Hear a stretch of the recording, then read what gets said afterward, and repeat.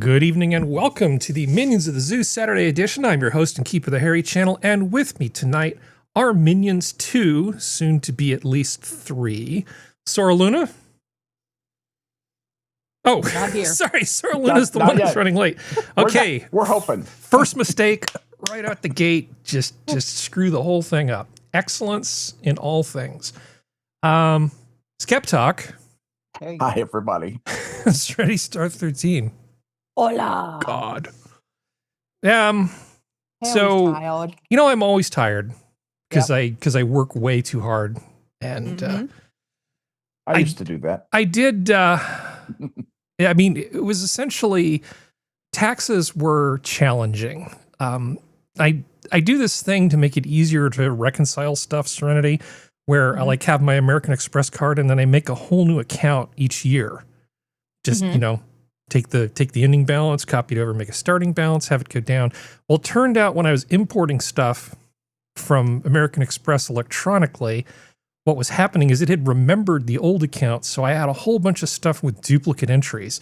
So I had an entire year of 2024 stuff in the 2023 register. That was fun. This is the reason why I hand copy. Like I will type it in myself. Yeah, I go back. All my keyboards have to have numpads. All of them have to have numpads because I can do that with. I go back and forth on this, but sometimes all this automation does not help. Yeah, it's like it's just an eager puppy, and it's like here, okay. But enough about me and taxes. But to just give you an idea, tax filing was Wednesday at before midnight, and I got it done. I think around 4 o'clock, and said, "No, I'm not." Driving back to Silicon Valley, I'm just going to go collapse. So, makes sense. So I'm actually pretty happy now because I've got all that crap put behind me, and it was expensive, but it's over with for another 12 months. Well, I was going to say it's California. You know what you're getting. You've lived there long enough. You know what you're getting into. So it sucks. Don't get me wrong, but it's one of those things you know what you're getting into. Yeah. You know what to expect. Let me rephrase that. Well, there's some stuff in the original Trump tax cuts that got carried over, which was something to basically make self-employed people more on par with people who had a lot of stuff given to them by their employers as compensation. Yeah. And it adjusts your adjusted gross income if you fall into certain categories, which I fall into. And it's a pretty big adjustment to income. I mean, it's like a lot for me. And I still paid way, way, way too much in taxes. So any of you who are in the United States driving down a nice smooth road or just things seem to be functioning, just every now and then think, thank you, Hairy Channel, for paying way, way, way too much money. Yep. Good times. But enough about me. How was your week? Pretty uneventful. We're dealing with what we normally get in October, which is schizophrenic weather. So the last few days we've been in the 60s. Yesterday and today we were in the 80s, and then tomorrow we go back down to the 60s. And then then we've had frost warnings on and off all week. But this is normal for October for us. The big crapshoot is what trick or treat night will be, whether it will be cold or warm. That's the big thing everybody worries about, because then it changes what you as the person giving the candy out has to dress up as, or how you have to dress, and how the kids dress. So. No, I hate to say it, but I'm opting out. Because I spent way too many years trying to make the little assholes happy, and then to have 6 knocks on the door over the course of a night is just like, why? I'm just going to turn the lights out and not be here, even if I am here. You know the drill. I don't want to be like this because I like fun, and I put in all this effort and then nobody would show up. So what do you do? Well, around here we do trunk or treats, because that kind of guarantees that people will be there, because it's a much more larger swath of people from different areas. So you also get kids who are new to the area who get to meet other kids. So the mall around here, yes, we still have a mall, and yes, there's still a lot of people that go to a mall. Also does their own version of trick-or-treating, where basically it's done after the mall closes, and people set up little stalls in front of where the stores are, with the stores closed, obviously, and kids just walk around and you say trick or treat, and you get candy that way too. So Cool. around here, because everyone's so spread out, because we are a large state with a small population. That's how we do the stuff. That kind of takes care of a lot of the issues of like what you have, which is only getting 6 kids. Yeah. Yeah, I'm trying to think about it. There are very few young children even living on my street. So, which Well, I mean, doesn't say great things. How I many of know. them have you killed? Well, you know, Very few of them are living. yeah,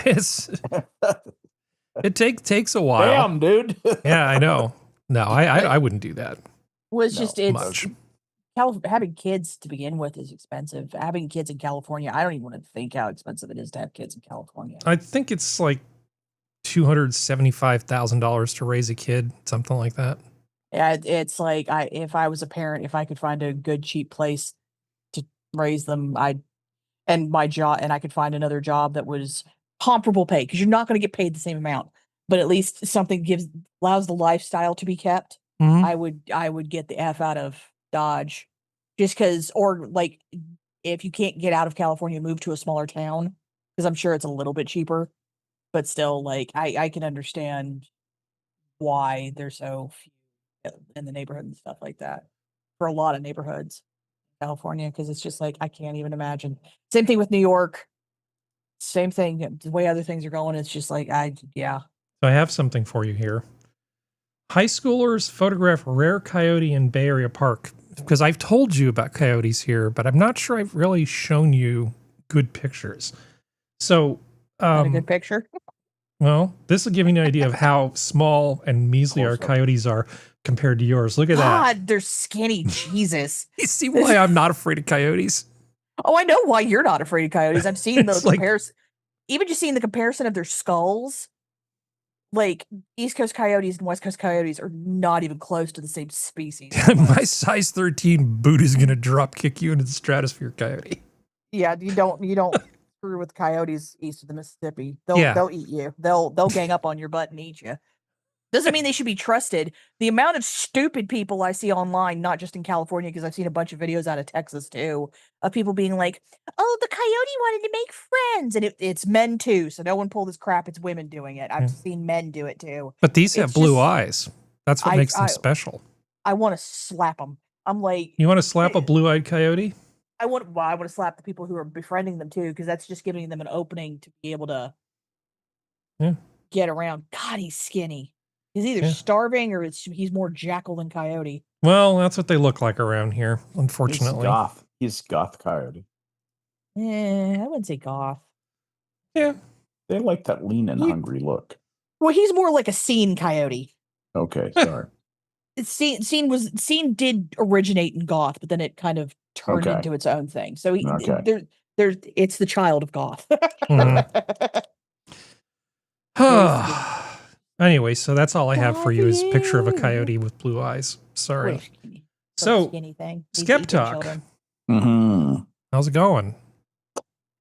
Well, it's going good. My wife got back from her cruise tonight, and it's just been it's so good to see her. I'm glad she got back safely. It was an epic cruise for her, and it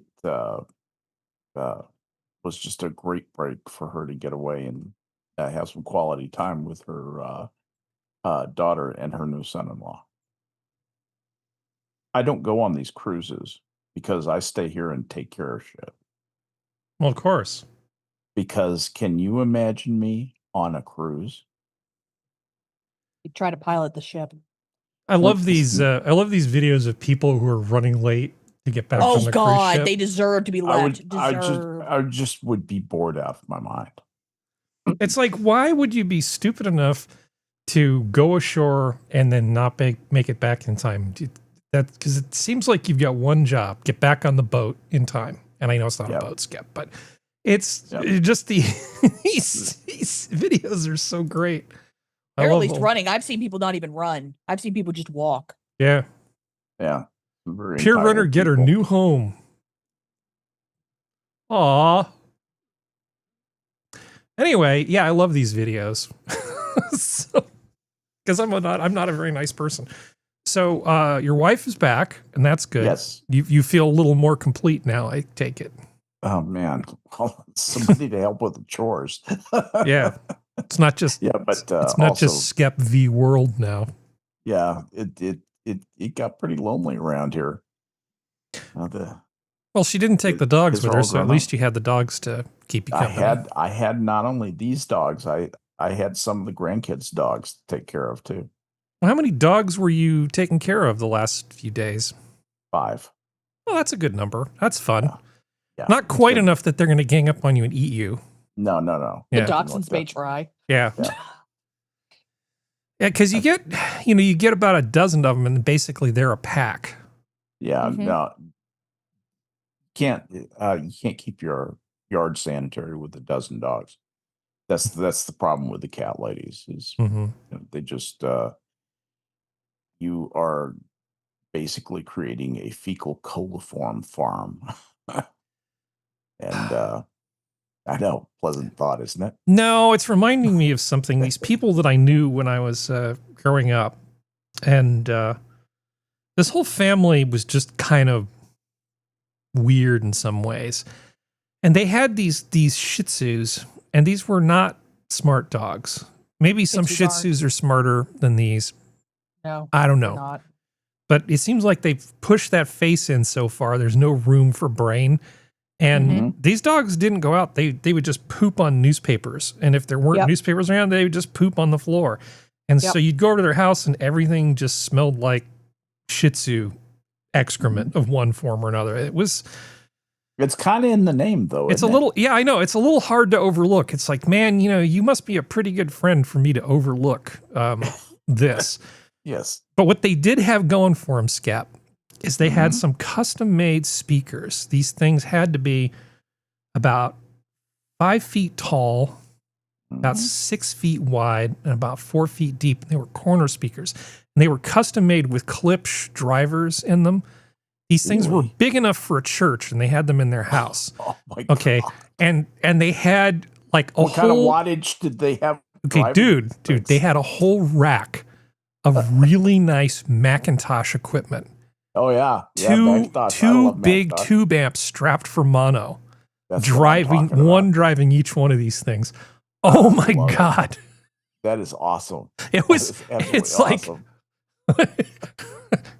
It's like, yeah, that made for some interesting pool parties and stuff.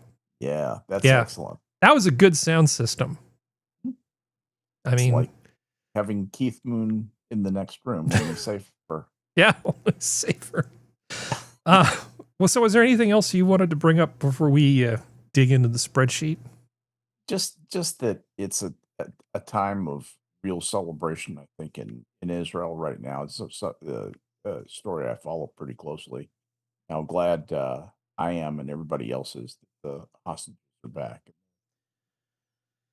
Maybe most of the killing is over for a while. Well, I mean, obviously you got to get past it at some point, right? You have to forgive whatever borderline or even over the borderline war crimes happen, just because you'll never have peace if you're always holding a grudge. I get that. Right. But how many people of the ones captured never made it back? Of the people who were taken captive and taken and hidden in Gaza, it was there are about 12. There were who were hidden in. I actually can get that number because it was a lot of people that were taken, and I kind of feel like there's an awful lot of people that just never made it back. And this is really, it's very sad. And if we're ever going to have peace, we have to kind of let it go. But it's like, was it 1,000 people that we lost? It was a lot. I'm sorry, the number of who? So the point is, of the people that were abducted, how many of them never came home? Yeah,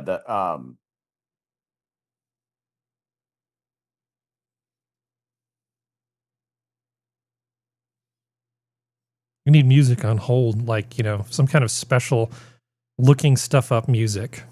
Yeah, it's. I need to find some. 28. I remember, I think 28 hostages who were taken alive died after. That's the number I remember. I think it's 28.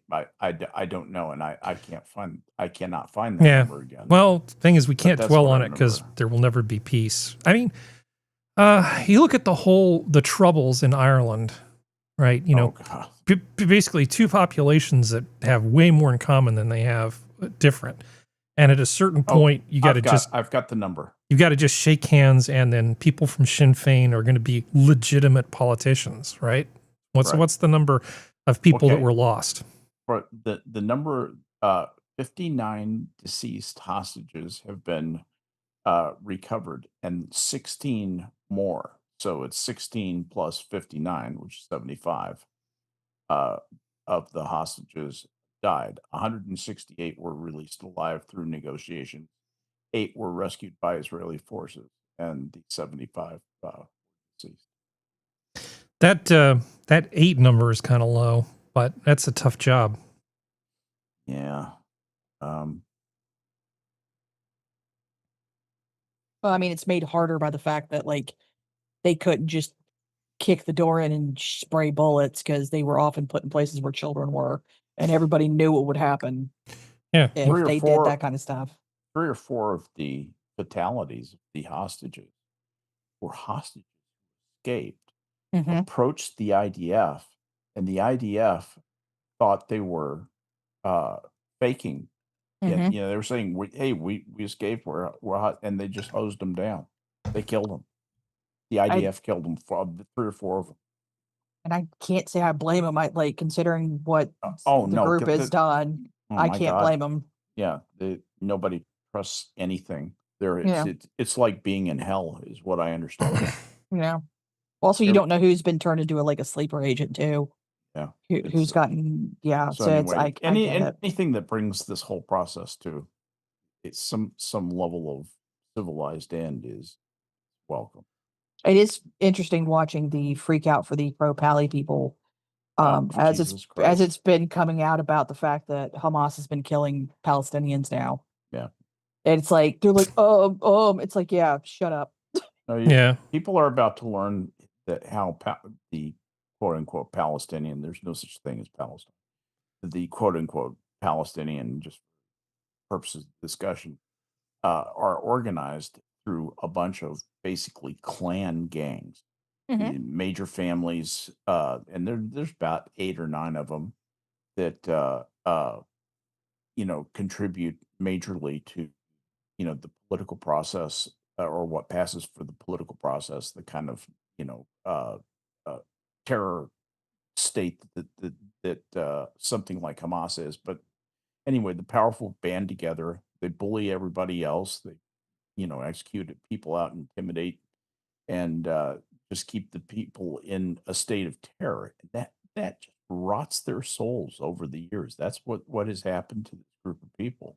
That's why I say that I think they've got to be separated out of Israel, or they've got to be separate from Israel so that they can't attack Israel, because they hit Israel so much. Every single person in Gaza, I guarantee you this is true, to some level or other, despises the Jews, despises Yehudi, they call them. They only have one word for the Jews, and it's a slur. And it's an ugly thing. Yeah. They hate them, period. Well, you know what's better than the PLO? GBO. Say hi to our one viewer right now, Skep. Oh, I did. to do that, Green Badger is here. Yes. Hey, man. and we appreciate you, GBO. We do too. We still hear them out here. We have lots of coyotes in our tech. We have roving bands, and they're urban coyotes. So they have attitude. Teach them to gang up and hunt the feral pigs, and then make some progress. Let me tell you, those feral pigs make short work. They're a big problem. Well, yeah, yes, they are. It's a huge, huge problem. Oklahoma is really Oklahoma and Arkansas are just infested, parts of them, and Texas got a problem. Yeah. Well, Ted Nugent needs something to bow hunt. So I wanted to get your opinion on this. I mean, both of your opinion, but I want to start with, well, let's actually start with Serenity on this one. How about that? Serenity. No. Did you hear about this? Major media outlets, including Hegseth's former employer Fox News, declined to sign new Pentagon reporting rules. So, in a nutshell, the policies of that precedent, yada, yada, yada. Let's see where it says. Initial memo to reporters read that information must be approved for public release by an appropriate authorizing official before it is released, even if it is unclassified. Now, this is the information that they would give them in a press conference. And the reporters, rightfully so, seem to be kind of against it. Your thoughts? I mean, as they should be. Like, that's not how things work in a free press society. That's unconstitutional. How about that? Yeah. Well, I Yeah. mean, that's the thing. It's like, you can't, You can't do that. yeah, you can't. It's like, okay, I understand. To give them the benefit of the doubt, I understand what they may have been trying to do, but at the same time, and like with classified stuff, I can understand, well, you need to reach out for confirmation. Well, we're still going to report it, but we'll get whether or not you can confirm it or not. But like unclassified stuff, F off. Yeah, it's like, if I'm not supposed to release something, how about you don't tell me? How about we go to the meeting, you tell us what you're going to tell us, we ask you questions because that's our job. We, outside of this, independently try to corroborate whatever you tell us. And then if there's something that's secret enough that we're not supposed to release it, maybe you just don't tell us. That seems like a good system. But this weird sort of press game is not good. Going on. There's something else going on. Oh, very interesting. I love the aggressiveness of the Trump administration. This, of course, is wrong. It's wrong. Yeah. Evil. But here's what's really happening. When they do that, when you sign this, you basically are assuming a liability. Yep. And it's a liability that could come up and bite you in the ass, because if something bad happens and they find out you didn't adhere to the letter and spirit of the agreement that you signed, they may have a way to get back at you legally, to say, hey, we were damaged, we're malicious, and we want to be made whole. Depends on the type of agreement, right? Yes. So, I mean, this is an agreement between two parties, and they're simply saying, if we're going to give you this information, there's essentially a gag order until we release it. Now, companies do this all the time, right? Yeah. Companies will disclose information about a new product, and journalists will agree to not release it until it ceases to be embargoed. But that's not these are not companies. Of importance. Yeah, but these are not companies, and we're not dealing. This is not the same sort of thing. This isn't Tampax's new super BFT 9000, super ultra. Right. It's not Apple with the new iPhone. Let's do it that way. This is not Apple with the new iPhone. Yeah. But it's like I said, I try to be fair as best I can to both sides. I kind of understand what they're trying to do, but at the same time, I don't agree with it, because that's not how this fucking works. This is not how this fucking works. You've done this long enough, good sir, to know this is not how this works. Good sirs and ma'ams. Like, don't go down this path, because you're not helping with because this just makes them look like they're trying to be authoritarian. But this is the stupidest thing to do. They're forcing you to agree to do something, and that if you break that by failing to live up to it, there's no doubt in my mind they would come after you. Maybe even absolutely. Oh yeah, no, I agree with you 100%. And that's the thing. Like, it's just like, you can't. You're not. This is the worst thing you could have done to not make you seem like a fascist or authoritarian. So Serenity, you're Fox News, right? Yeah. You get that and you say, why the fuck would I sign this? Yeah, no, right? Yeah, like, you go, no, F you. Yeah. It's like, Yeah, and as long as none of basically the press are acting like a cartel in this regard. Okay. Yeah. So the problem with cartels is they never hold up over time. Well, the inefficient behavior, they're always inefficient and they always fall apart. So who's basically going to be the first of these organizations to give in? Yeah. Who will be Nigeria? Yeah. Who will break the embargo? Yeah. Yeah, I mean, it's always fun to think of things as cartels. Like, for instance, OnlyFans. It's like, well, why are so many people upset about OnlyFans? So, like, one way that some people will describe it is, well, many women get mad at things like OnlyFans because essentially they're breaking the embargo, right? These women are breaking the embargo, the implicit rules of how relations are supposed to work between men and women. I find that to be an interesting, but of course, silly argument. Yeah. I don't agree with it, but they're grown-ass adults. They can do what they want. Yeah. That's my stance. Yeah. But it's like I said, like Trump's group, his presidency. Like I said, if you're trying to not let people think you're fascist, which he's not, which the presidency is not, or malicious or any of that kind of stuff way, this was the worst thing to do, to have this freaking Pentagon reporting rules. Like this makes it look like you're trying to have all media be state-run media. I know what Scott Adams would probably say about this, and I haven't heard all of his shows. Maybe he already said this, but Scott Adams would probably say this is Trump playing 5D chess, trying to get something for nothing. He knows that he's not going to get this. Okay, Scott they know that this isn't going to happen, but by essentially creating this incident and then giving in later, essentially it looks like they're giving something up, but it costs them nothing, the thing that they give up. Okay, then so that brings me to ask, because you all have dealt with this a lot longer than I have. What is, in the best case scenario, what do you think he's trying to get down the road with the 5D chess move of doing this? Well, I think they're simply trying to change the dynamic a little bit. I think they know that they're not going to be able to get away with this, but want to put the press back on their heels a little they bit. just want to put them back on their heels a little bit and then make them feel like they won something. So my grandfather worked as a negotiator for a big company, okay, against the unions. So whenever the unions would renegotiate, he would be the head guy dealing with these negotiations. Bless him. And so one of the things, he would do shit like this all the time. Like at the top of a mountain where a bunch of people were working, there was a water cooler.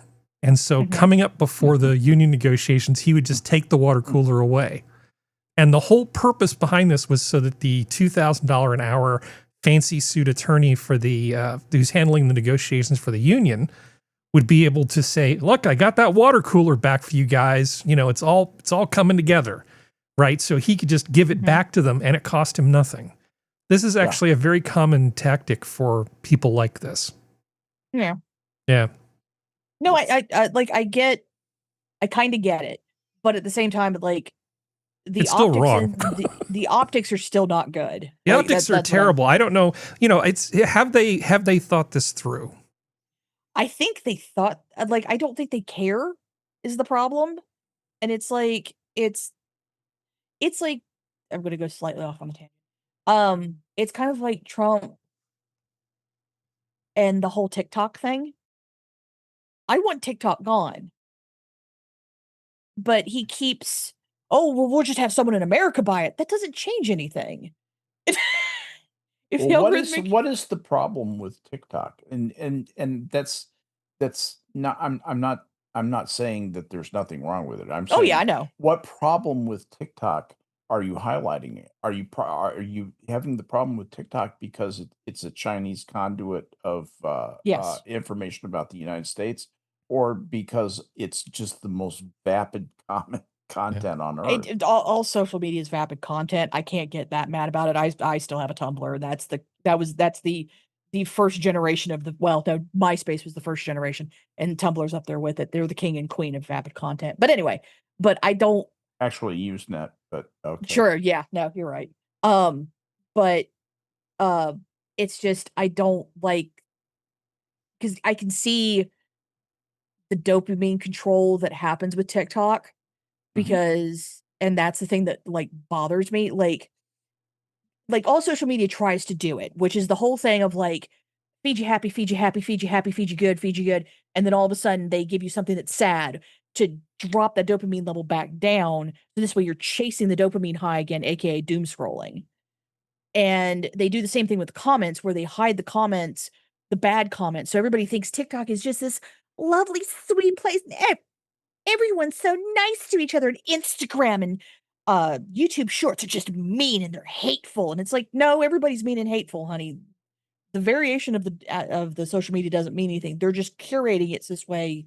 They ensure that you get the dopamine high, and they control the dopamine high as best they can, not including the fact of just the level of misinformation that they do. Like, there's a level of misinformation on all social media, but they're at least beholden to our free press stuff here in the United States and stuff like that. China steals everything. Well, many harmful things are legal, but you know who needs more dopamine? Sora Luna. Hello. Sora, you're There back. There she is. Because I think that you feeling unpersoned, unloved, ignored for far too long. Because I've been sitting here. I think your mic has been on since about 4 or 5 minutes ago. So Oh, that's okay. I wanted to Called active say hi listening. when there was a break. Active listening is a great skill. How you been doing, Sora? What's up? Oh, very good. We finally are experiencing fall heavy rain today, so it's been basically a duvet day. Just not Nice. doing anything. It's kind of nice. It just sucks a little bit because I had plans to go to the pumpkin patch tomorrow, and I think that might be postponed, unfortunately. But that's okay. Too much open ground. Nope, that's gonna be a mud bog. Yeah, and I don't have like I have boots, but not tall enough for if the weather maintains its kind of wetness for it to be useful. And I don't want to just go there and not actually go to the farm. But that's okay. Next week, maybe, hopefully. Yeah. I just want to. I want to go because there's a petting zoo there. Well, yeah, they're always petting zoos. They love to do that. It's because it's a family thing, so it's their petting zoo, not some random people bringing animals in. And I haven't been there in ages, but yeah. Other than that, very good. Well, there's another atmospheric river coming, and I think it's mostly just going to make you miserable. I don't think it's going to affect me that much. But yeah, it's been an interesting fall, hydrologically speaking. So It's been wonderful. I've loved it so far. Yeah. But it's just, you know how timing is. It's like, okay, we set a date for something, and then just for it. Like, So I wanted to ask you and Serenity if you were familiar with this channel. Let me bring this up here. There's the coyote again. Yeah, I know. I'm going to load this thing, though. I was saying hi to the coyote. Okay, so it's called Real Shorts. No. Okay, so it's a channel of nothing but crap. Is this an AI thing? I don't know. So this is claimed by my ex's alpha brother, full movie, and the whole movie is 14 minutes and 32 seconds. It's all hot garbage. Goddess, I heard he's still mateless. Yeah, because he's a total playboy. Look at those production values. If you're not Luna material, he'll use you and lose you. Good it thing looks like I was stuff from born to be Luna. Tubi. Yeah. Or whatever it's called. It doesn't look good enough to be on Tubi. I think this is terrible. Quibi too. Whatever. Give up Look his at that beta acting. title for a defect mutt. Noah, tell them, please. Tell them that you were meant to claim me tonight. This is so embarrassing. This is such hot garbage. Oh, the cringe. Okay, Real I Shorts. can't. Let's just let's look at some of these dying. titles. Yeah. Let's see. Thankfully, they don't videos. seem to have a lot of views. Thankfully. Oh. Is this dudes? And then we're giving it. Stop giving them Yeah. views. Oh, True killing Luna me. full episodes. See, that could be for you, Sora. I don't know what it's about, but it's got like half of your screen name in it, so that's good. I think it's probably like an Omegaverse thing. You think It my is wife is yeah, trying totally to is. seduce the CEO? I'm the CEO. Okay. Yeah, sure. This all looks like hot garbage. Lady boss falls for a genius surgeon, still healing from a broken ... It looks like it's just Dick. probably AI scripts and stuff like that. This looks Wings like of Fire, the Dragon Slayer is my ex-lover. this looks so bad. Nice. It looks like a bunch of kids who just got to California who are trying to desperately get their SAG cards. And this is an easy, Yep. fast, cheap way to get their SAG card. Because you just have to be named on a production in order to get them. The beggar Are we they positive scorned this is is the an Empire's true king. I'm sorry, Skep, what did you say? Are we sure this is not AI? I think the scripts are AI. I don't think they are. Yeah. Because the scripts... Soon. Well, there's already stuff like that swimming know there around are. with I've seen some cartoons of and them. stuff like that. And I'm just like, no, thank you. Although it really is on par with a Felicia Day guesting on Supernatural level of production in some spots. It's looking pretty bad. Looking pretty bad. And I need to not let my dislike for Felicia Day's acting blind me, but I mean, she's not a good actress. The only reason why she got where she was is because a lot of guys rapped to her. well, they were at least simping. Well, yeah, that's what I mean. Yeah. Oh well. So you Go guys away are from the unfamiliar chill. with this, but see, I gave you something new. So Sora, this could be Ew. you could waste a lot of time on this. Queen No, of the thank Court, you. full movie right there. It's like No. a whole movie in 15 minutes. That's God. what a good use of your Ugh. time. No No. way. You just get in there, get the important stuff, get her Rather done. Pull out my eyelashes one at a time. Yeah, really. Okay. All right. Well, on to topics that are not this stupid. Okay. No, this looks absolutely terrible. Revolting. Yeah. Like I said, it like half a step up from porn, and I think it's just young kids trying to get their SAG card. I think that's what it is. Yeah. So Skep, Mm-hmm. well, I mean, and everybody, California's redwoods hid a secret war machine. Nice. Yeah, so there are these big gun emplacements that are Yeah. north of San Francisco. We're in. Yeah. We're in. But that's not what I'm talking about. These unassuming little shacks were part of the early radar system that they deployed along the coast in Northern California. So it says a coastal fog softens the dramatic plunge where the American continent meets the Pacific, nearly 350 miles north of San Francisco, just south of Crescent City and beyond the mouth of the Klamath River. Yeah. One of California's wildest waterways, the redwoods crowd to the edge of the sea. Okay, this is all very lovely. But they basically put some radar stations in there. Built in 1942, these unassuming structures once hid a secret U.S. Army radar outpost, Station B-71, as part of a covert coastal defense network created in the panicked months after Pearl Harbor. There's one not very far from you that is still active. Did you know that? Well, It's the Point Sur installation. those are a lot more modern. These early radars really weren't much. Oh yeah, no, it's just the same site. Still the same naval station. Yeah, so all you were going to they had radar at Pearl too. Yeah, they did. Yeah. In fact, they even picked up the planes coming in. I got excited about it, and they blew them off. Yeah. That's probably nothing. Yeah, it's fine. Yeah, It- it's like Custer. You know, hey, does that sound like Indians? Nah, it's probably nothing. Nah, it's nothing. I mean, what could it be? It's not like, Yeah. the Japanese are going to attack all the way here in Hawaii. Yeah, or the Sioux. Yeah, inconceivable. Stop talking nonsense and get back to work, Private. Yeah. Inconceivable. But yeah, it's people now do not know how tightly the sphincters of people in California slammed shut after Pearl Harbor, As they should have. as they should have. And I've talked to people who were in military intelligence during World War II about this topic, and there were spies actively working in this country, Yes. and there were people who were working to find those spies. Undermine. Yeah. Yeah. And there was real concern that they were going to, for instance, launch incendiary devices and light the whole West Coast on fire, because you know how flammable the West Coast is.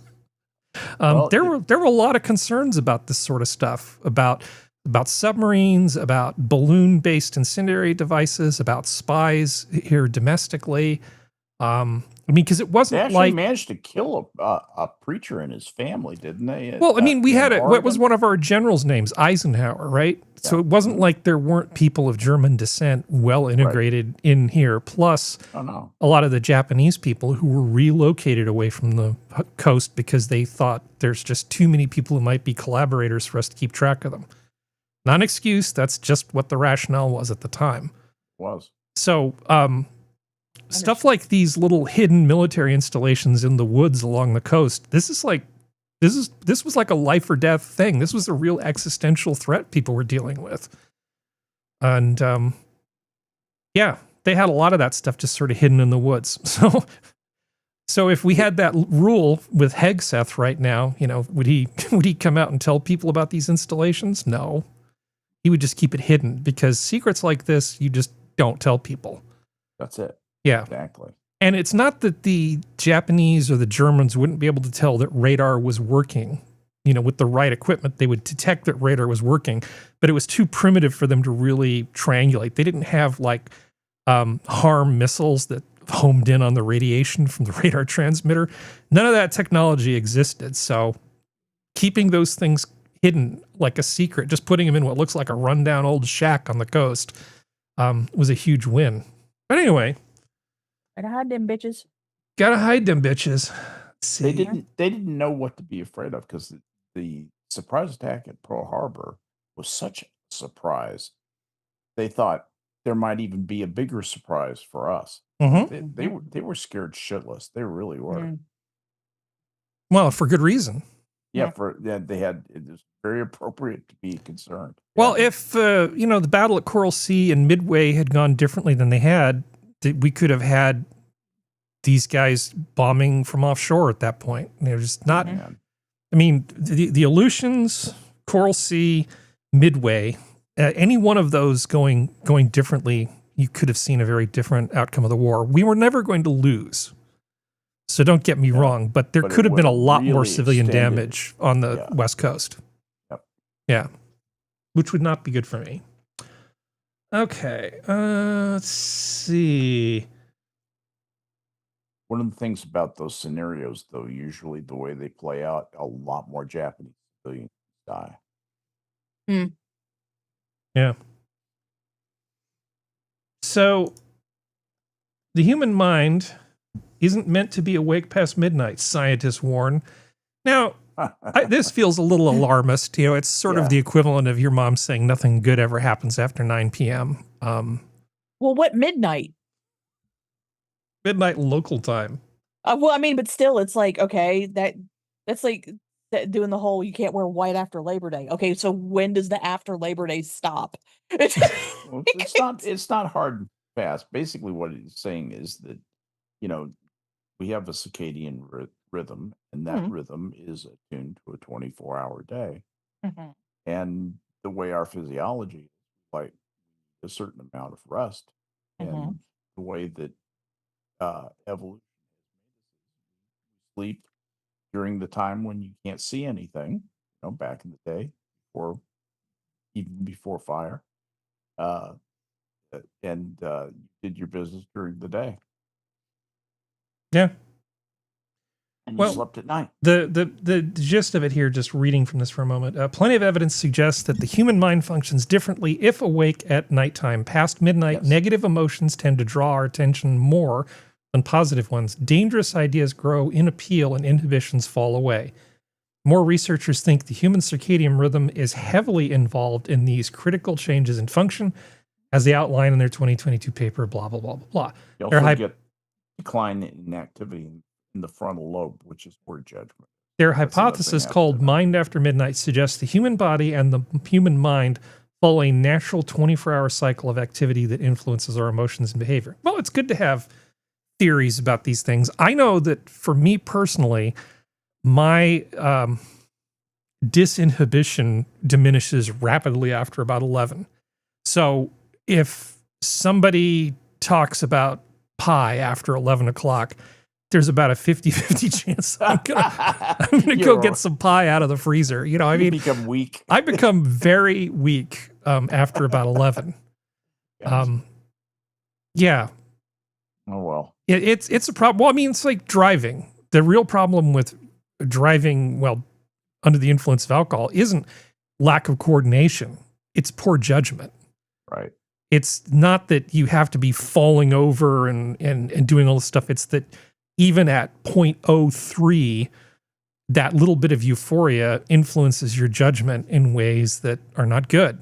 And they can be the difference between being in an accident and not being in an accident.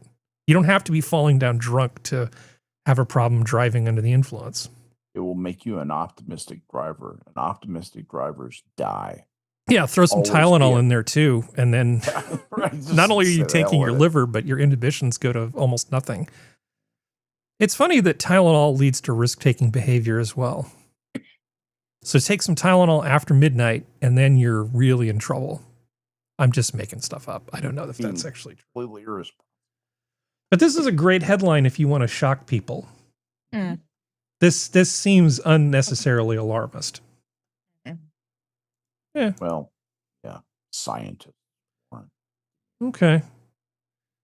So it looks like IBM actually sold a quantum computer to I can't even pronounce this, the IBM Escudia Quantum Computational Center in San Sebastian, Gipuzkoa, Spain. Yeah, I butchered that terribly. So I was showing the roadmap for the quantum computers. Well, they're actually selling the damn things to people, and there's one of them in Spain. I don't feel like you're going to get a whole ton of useful work out of them just yet, but hey. Where does the cat go?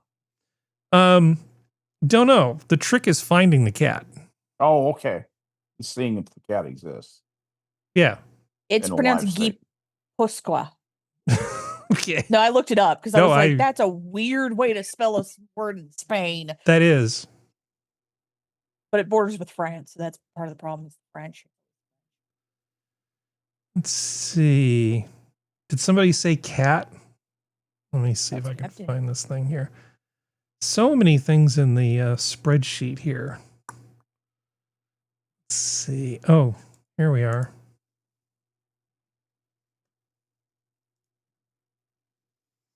Everything's very slow to load today. This is peak entertainment for you guys, where you just sit here and watch it. Your cat wants a massage. I feel like that's a euphemism. Hello and welcome to the amazing world of cat massage. My name is Mary Jean Ballner, and this is my wonderful cat, Champion. In this videotape, you'll learn that your cat doesn't want petting anymore. Your cat wants a massage. And we'll be able to show you how, based on my book, Cat Massage. So continue watching, and you'll learn to bring on power purring and mega meow moments when to cat massage. Whenever. Computer keyboards, on the couch. Cat massage makes TV commercials bearable. And of course, on the bed. Our best massage techniques were... I'm going to go on a limb and say she lives alone. No, she lives with Champion. She lives with Champion. Look at those. I know how Geodes is about the eyes. Oh, wait. I'm seeing white below the iris. That's crazy time. You can't fool drool. Voice massage was created when I was at the computer and Champion wanted massage. Oh, look at we the compromised cat. and I sang to him, and I've been singing to him for over 12 years.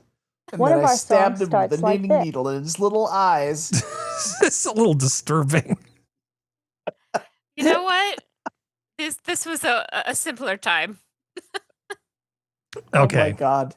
You know what's a simpler time? And I think Serenity's going to like this, because this is almost like hillbilly engineering. You're going to like this. Oh, God. Trebuchet. Yes. Catapult, not trebuchet. No, that's a trebuchet. Okay. Isn't it? Nope, that's catapult. Oh, Yes. Jesus Christ. It's awesome is what it is. Hey, just make sure you How get off deep that is that? platform. Yeah. Counterweight catapult. I kind of want to looks try like it, but I'm big fun. terrified at the same time. I don't know. I Yeah. would do that today. This is just dudes having fun. Yep. I love power the to 'em. the hashtags. Hashtag danger. Hashtag send it. Hashtag catapult. Hashtag cliff jumping. Hashtag cliff. Hashtag DDS or DD squad. I have no idea what DD squad is, but they look like a good bunch of guys. Yeah. It's a simpler time. It's just a couple of guys, some men and their catapult. And a lake Probably or something. Dungeons and Dragons. I'm Catapult's sure. also called champion. Yeah. There you go. Everybody gets a cat today. I just put champion on the catapult. Okay, let's see. How about You gotta know this? when to let go. Judge approves $57 million Billion. for lawyers while faulty GM V8 owners get $3,380 and a smile. I feel like our tort system is suboptimal here because these class action suits, they run up these huge bills. I don't know if they're justified. I mean, it's expensive to bring one of these suits. I get that they should be compensated, but I do really feel like they're really padding these bills, and the courts are very, very generous with the compensation they give these class action lawyers. Because the people who bought these Chevy trucks that were burning oil and fouling their spark plugs and having just really bad problems, they just get like $3,380? That's like not a lot of compensation for having a $50,000, $60,000, $70,000 truck with a messed up thing. Hard. Yeah. The lawyers worked very hard to get that $3,380 for all those zillions and zillions of people. Yeah, we got that water yeah. cooler back on top of the mountain. It's great. That's right. It's Yeah. almost that total amount probably comes to almost as much or as much as what the lawyers got. If you total up everybody's 3380. Well, I mean, in terms of compensation, in some ways, really, aren't the lawyers the most aggrieved party here? Oh, Really, aren't they absolutely. the real victims? Aren't they the real victims? Poor babies. This is the reason. Tort Like, reform is a thing. Yeah. it needs to happen. But this is the reason why when everybody goes, well, this company had a class action lawsuit. I need to see what the class action lawsuit was before I believe any of it. Because like so many of these are just, it's like lawyers pulling spaghetti out of a pot and throwing it at the wall, trying to see what they can get to stick. Because it's just like, I don't believe any of you anymore. I don't. Yeah, a healthy degree of skepticism is in order. There's a bunch of channels on YouTube, obviously, doing all kinds of stuff, but one of the ones I like are like old guys rebuilding engines. Those channels are really good. And you see a common trend where the old guy's going to be like, yeah, these stupid Power Strokes just keep coming in here. 6.8 liter Power Stroke keeps coming in, and they all have like this shitty piece of plastic right here, and then it breaks, and then oil goes all over the place, and then you're screwed. And it's like just little bad engineering things that these companies are doing. And then a class action suit goes through here, and the only people who really get anything out of it are the lawyers, because this is insufficient compensation for somebody who basically got a kind of a half lemon for a car. Yeah. Yeah. Now, thankfully, a lot of states do have lemon laws, which do protect people to a point, but still, those lemon laws from the day that they are enacted are moved against by both courts and lawyers. Oh, I know. Limit their applicability. But it's like, at least there's something, but still it sucks because it's kind of like most people probably had to took their cars several times to the dealers. The dealers may or may not have known what was going on, but weren't allowed to say because of loyalty or contracts or whatever. So they spent thousands upon thousands of dollars trying to get a car that should have been at least semi-reliable after they traded in their old one. And it's just it's all that bull crap. It's a Chevy. That's the Chevy Avalanche body. It looks like. I don't think it's the Chevy Avalanche, but that looks like the similar body. Well, the same broken engine goes in a bunch of cars. Oh, I know, but that's the issue though, is that, it's just, like I said, this is the reason why I don't trust class action lawsuits, or I have to see the specifics of it, because there's some of them are legit, like there were legit problems with the engine, but then there's the whole fact that like, did the lawyers actually change anything? Did anything actually change at the company people weren't compensated properly either way, other than the lawyers who all have Mercedes and stuff like that, or in-house apartments or whatever. And it's just like that. I completely understand that greed is a human thing, and it's always going to be a human thing, and it's never going to go away. But that kind of greed pisses me the fuck off. Oh yeah. And it's just like, go away, assholes. Like, you need to have more people looking into your crap. Well, since we're about halfway in, I should probably talk about some of the things that are in the thumbnail. Probably a good idea. So let me talk a little bit about Mark Benioff. All right, let's just swap this here.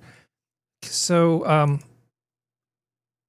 right, back here. Okay, Salesforce Fallout. Mark Benioff offers AI tech for ICE hiring. So, in a nutshell, Salesforce.com, they make these customer management systems, and it's in the cloud. So instead of having like an ERP thing running in the corner, you get it from the cloud, Salesforce.com. Lots of people use it. Mark Benioff, insanely rich. Every year they do a conference, usually in San Francisco, or I think they try to have it be in San Francisco every year. And it's called Dreamforce, and people show up. Well, Mark is a huge, giant liberal, a giant, huge, no holds barred, liberal, rich California dude. I'm being nice because who knows, I might have to work for him someday. And he came out and was just sick and tired of the problems in San Francisco where he was trying to hold his event where people from all over the world come, thousands and thousands of them. It's a big deal. And was sort of saying that he endorsed the idea of Trump and the National Guard cleaning up the streets of these cities because he's had enough. Okay, so in the course of 1 week, he basically came out and said, yeah, maybe the National Guard in San Francisco and other cities is not such a bad idea because we got business to do and crime is bad. So that's the background to get you up to the beginning of this video. Here in San Francisco, the annual Dreamforce convention is wrapping up, but it's not been without controversy. This week, Salesforce CEO Mark Benioff has made a number of statements about the city itself. At one point, he echoed the president's call to deploy the National Guard here. And most recently, Salesforce pitched to ICE to rapidly hire 10,000 new officers and agents using the company's AI tech. And despite the controversies, Benioff touted this year's Dreamforce as the safest yet. He says it's thanks in large part to the 200 additional San Francisco officers who joined the ranks this week. So this is like a huge 180 from a guy who's a luminary of the left in tech in California. Okay, so this did not go over particularly well. So he had to apologize for this. Well, he has kissed the ring, but that's the... Did he? Oh, okay. Yeah, he finally did that today. I don't have a story for it, but I heard about it when I was riding home. Okay, so Democratic donor Ron Conway resigns from Salesforce Foundation over Benioff's National Guard comments. So here go the rats trying to distance themselves from him. And then, little stuff that nobody gives a crap about, like comedians cancel Dreamforce show as Benioff faces backlash for Trump support. Camille Nanjiani is kind of funny, and Alana Glazer is rarely funny. I don't really feel like this is a big loss that these two pulled out, but that's just my personal feeling on this. Well, I do have a question. Did they perform for Saudi Arabia? I don't know. Well, I know, but that's what I'm saying. No, I mean, it's a good question. It'd be worth knowing. That's a great question. It's like, if you perform for Saudi Arabia, you bitches can shut up. Yeah. Shut the F up. Yeah. Who knows? But, so the big name talent, these are big enough names that most people who know comedy know who these people are. Okay. So there, you've got people saying, yeah, I don't want to take your money. I'm not going to perform at your stupid conference. Okay. And now today he's finally turned around and kissed the ring. So over the course of about a week, he went from, heretic to who's basically a guy who's apologizing for getting out of line.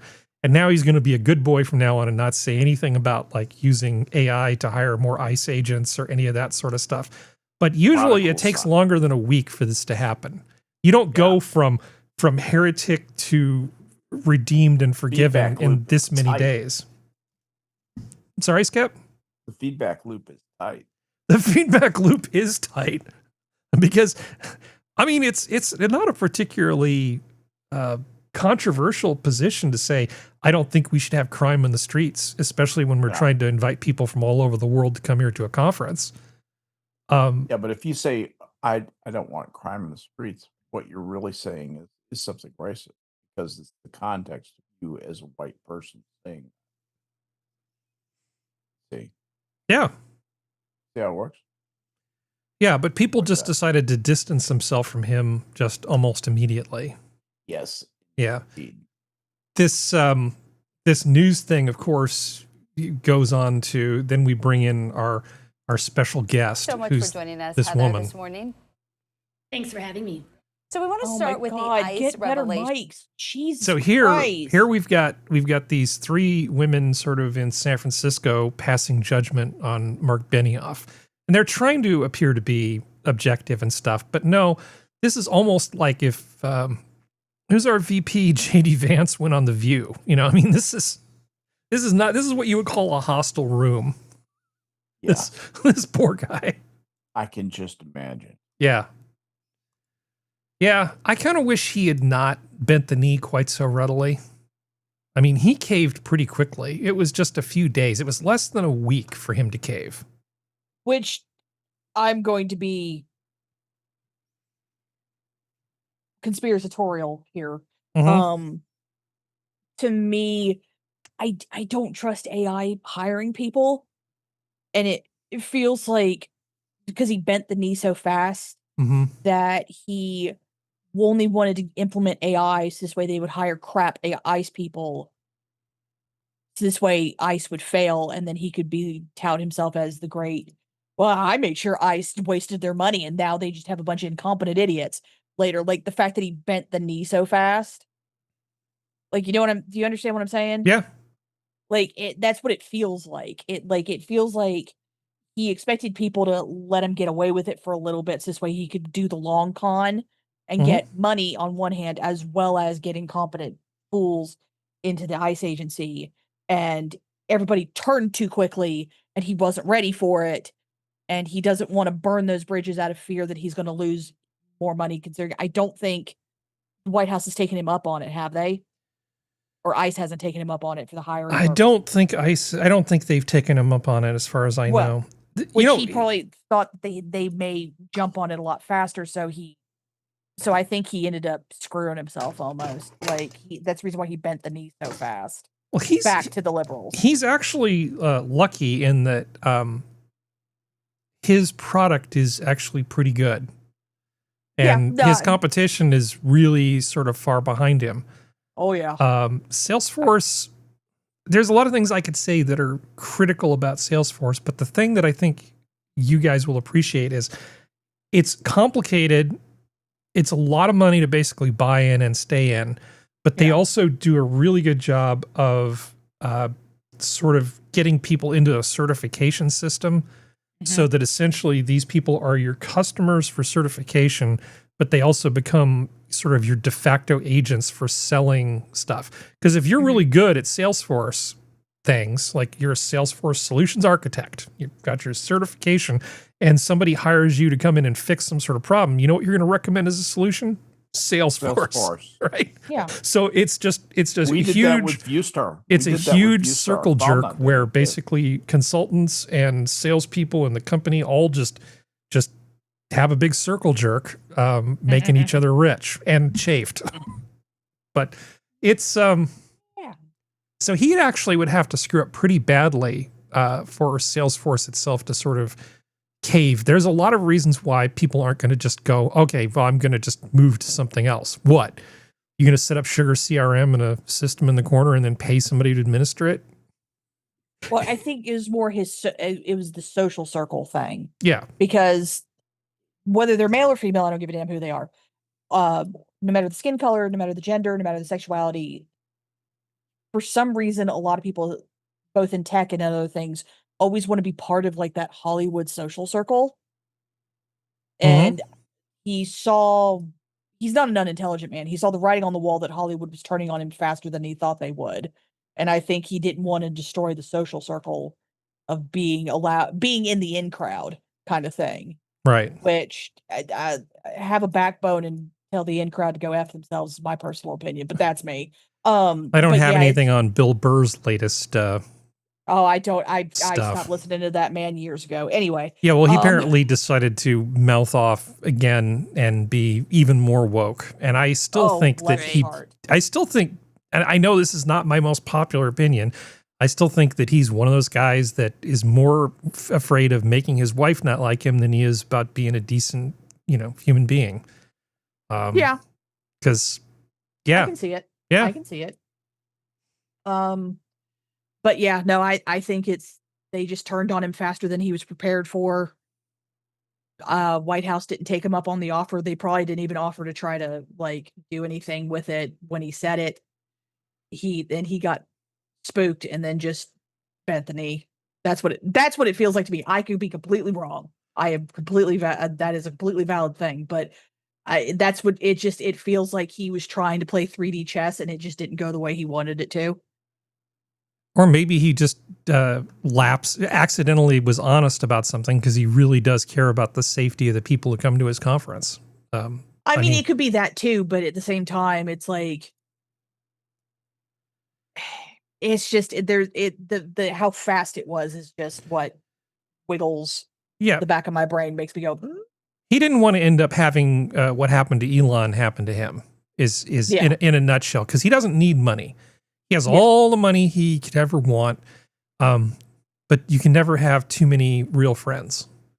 And I think at this point, when comedians are canceling on you and your friends who are on your charity foundation board or making distance away from you, that the writing's kind of on the wall that you're going to end up being in the J.K. Rowling, Elon Musk boat very quickly.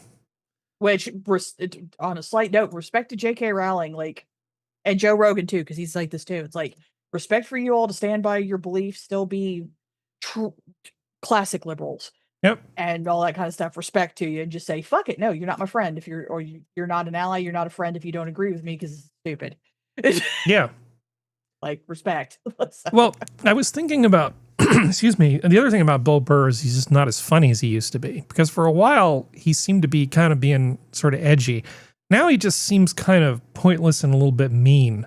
I don't really like the way his comedy is going. I'm not a fan. I'm never really a fan to begin with, but I've passed the point of caring.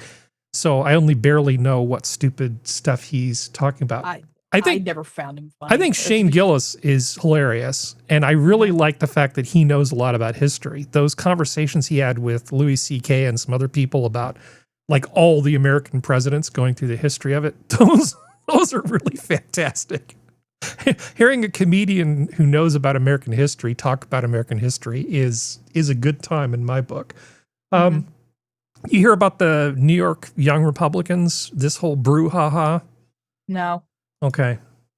There you go. Would they screw up now? Well, this will ever load. There is some new fallout here at home for the New York Young Republicans organization after the bombshell report of racism and anti-Semitism within a leaked group chat. Organization leaders have decided to disband the group in New York. But as News Force Greg Sergel reports, it could come back, but a lot of changes would have to happen first. I know, pretty scary stuff, right? What was the racist and anti-Semitic stuff? I don't know. None of the things in the news talk about it. They're just saying that people were making jokes about things, like making jokes about the N-words, the four-letter N-words, and making jokes about things that you're not allowed to make jokes about.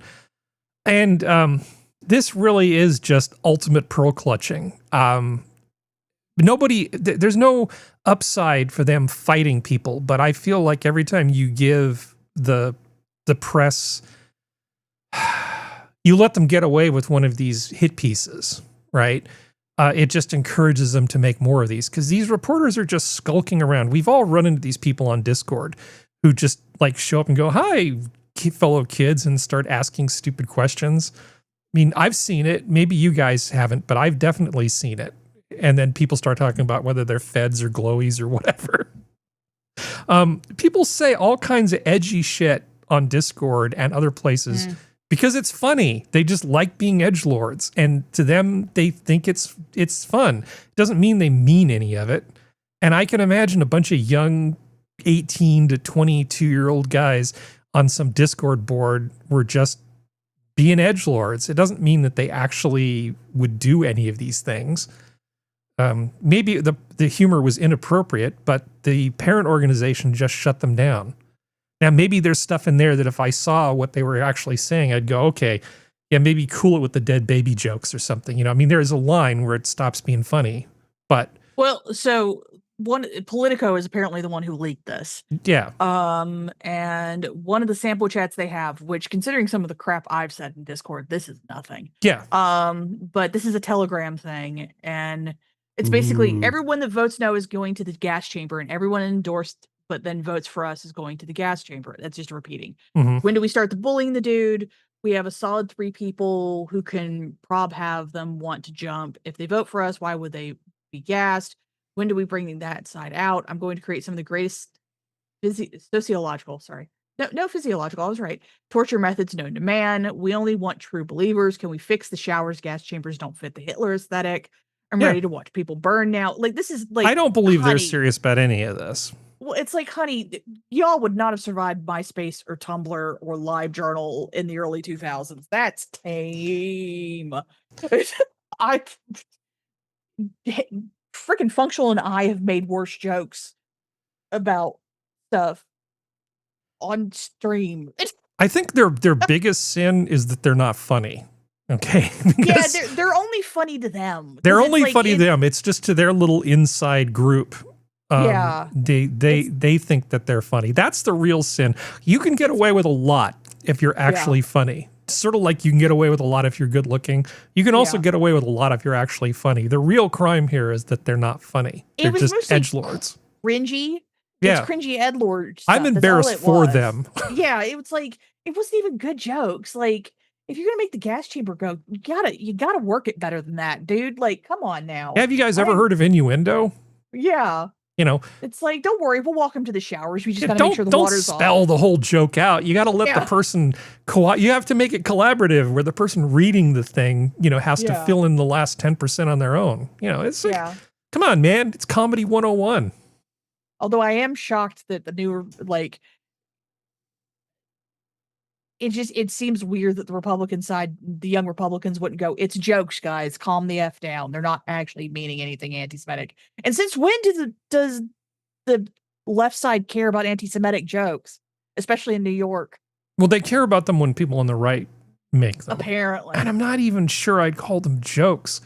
It's just edgelord BS. It's just a bunch of guys trying to see who can out-top each other in terms of saying outrageous things. Yeah. I wasn't impressed. Yeah.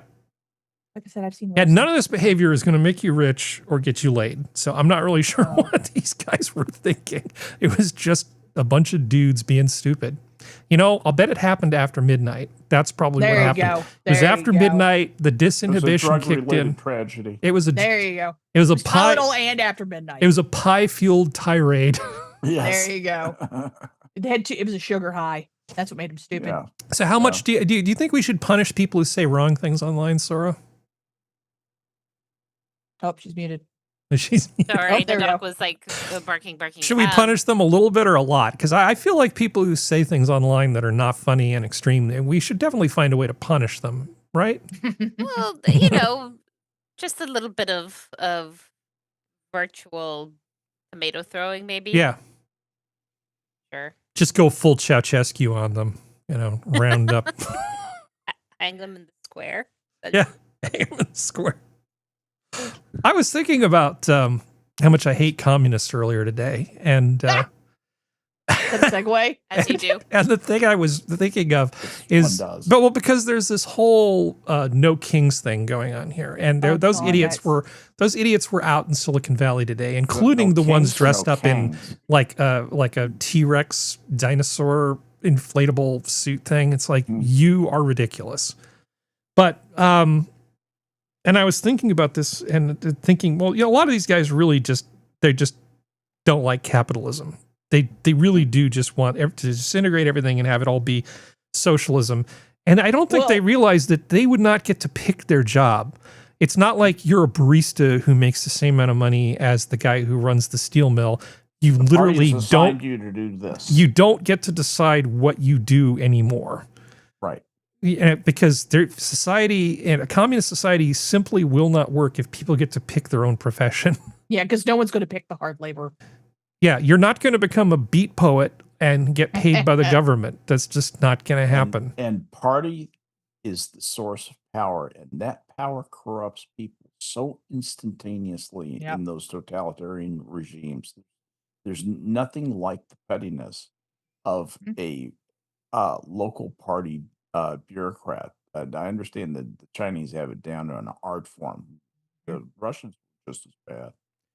I just don't like communist LARPers, Sora. Well, they're just annoying, and they think it's going to be luxury space socialism, and it's just not. But anyway, communists. Well, the issue is, and it always is that they don't dislike capitalism. They don't like where they are in a capitalistic system, because they all think they should be the billionaires sitting up there in private jets doing whatever they want to do. And it's like, no, you haven't earned that, bitch. Go away. That's not what billionaires do up in those private jets either. They do other things. Well, they usually work their asses off. Most of them are workaholics. Yeah. Oh yeah. No, that's a thing. Like they don't they see it's kind of like spoiled kids. They see all of the bonus that the good stuff at the end that their parents busted their ass or their grandparents busted their ass to do. Right. Whatever. And handed to them. Yeah. And they don't understand the work that went into it. Like people who complain at Bezos, they're like, well, he got money. He got a loan from, I think, his dad or something like that. And it's like, yeah, that doesn't change the fact that that's still a lot of money. That wasn't, he didn't, and he was on his knees in his own garage doing that work. Like, that's not, I don't think you all understand. Yeah. Well, in terms you don't of, want to. In terms of the No Kings people, though, I mean, back to Sora. Nothing about it. A bunch of them were obviously retirement age. You can tell that this is just a lot of Soros money or whatever going into retired people. Do you have any equivalent of this up there, where they hire retired people to just protest stuff, or is this a U.S. phenomenon? I'm sure they have. There's no way that a big chunk of the weird protests we've had here are not having a bunch of paid for people, right? Yeah. But I never looked into it, so I don't know how much of a phenomenon it is. The kind of counter acceptable culture that is here now, where people are super religious and going against we don't want to talk about genitals with our kindergartners or that kind of group of people, right? The protest, they've had some protests, right, that made up, but I don't know. That's the only time I see that kind of age range of people, and it's not really very vocal, or at least they deliberately don't advertise them on the news, I guess. I don't know. I just don't remember in the past it being the olds that would turn out. It usually was young people just, I want to feel like I'm making a difference. And it seemed a lot more organic. It looks like they're standing in line, like they all just got out of an AARP convention and they all got a coupon for a free scoop from Baskin Robbins, and it's a huge line of retired people. It's pretty messed up. But I guess it's getting the olds out and socializing. So, sure, whatever. Get their vitamin D levels up. Fine. Well, there's a lot of stuff, because I don't have TikTok. There's a lot of stuff on Instagram about people actually tracking down, checking to see who's a paid protester, and showing receipts. They don't just drop a name and stuff like that. They actually show receipts of this is how we proved that they were a paid protester and all this kind of stuff. So there's a bunch of those. So I think some things are starting to, I think name and shame is happening without actual physical harm coming. I think is what's happening to a lot of people. Well, let's abruptly change topic to the M5. So so we've got this headline: the Apple M5 is barely a hop, much less the technological leap that Apple wants it to be. Well, that's one article in Tech Radar, and then we can compare that to this article from Tom's Hardware. Apple M5 smashes Snapdragon X2 Elite in early single-thread benchmarks. Single cores rival Intel's Core Ultra 9 and beat AMD's yada, yada, yada, teasing multi-core potential for future variants. So these articles are as different as they could possibly be. In reality, I actually ordered an M5 notebook because I'm currently rocking the M1 Max, which is a pretty good chip, but it's the first generation of Apple Silicon. Same. And it's a great little thing, but when I heard that they actually in each of the GPU cores put a little AI accelerator, meaning that for certain types of things, this is going to be drastically faster than the previous generation. They want to say that it's not a big improvement, and it's not a paradigm shift, but Apple just keeps coming out with these things. Like, every year it goes up by like 20 or 30%. And compared to previous years, this is actually a pretty good jump for these cores. So when the M5 Pro and the M5 Max come out, I think we're going to see some pretty impressive numbers.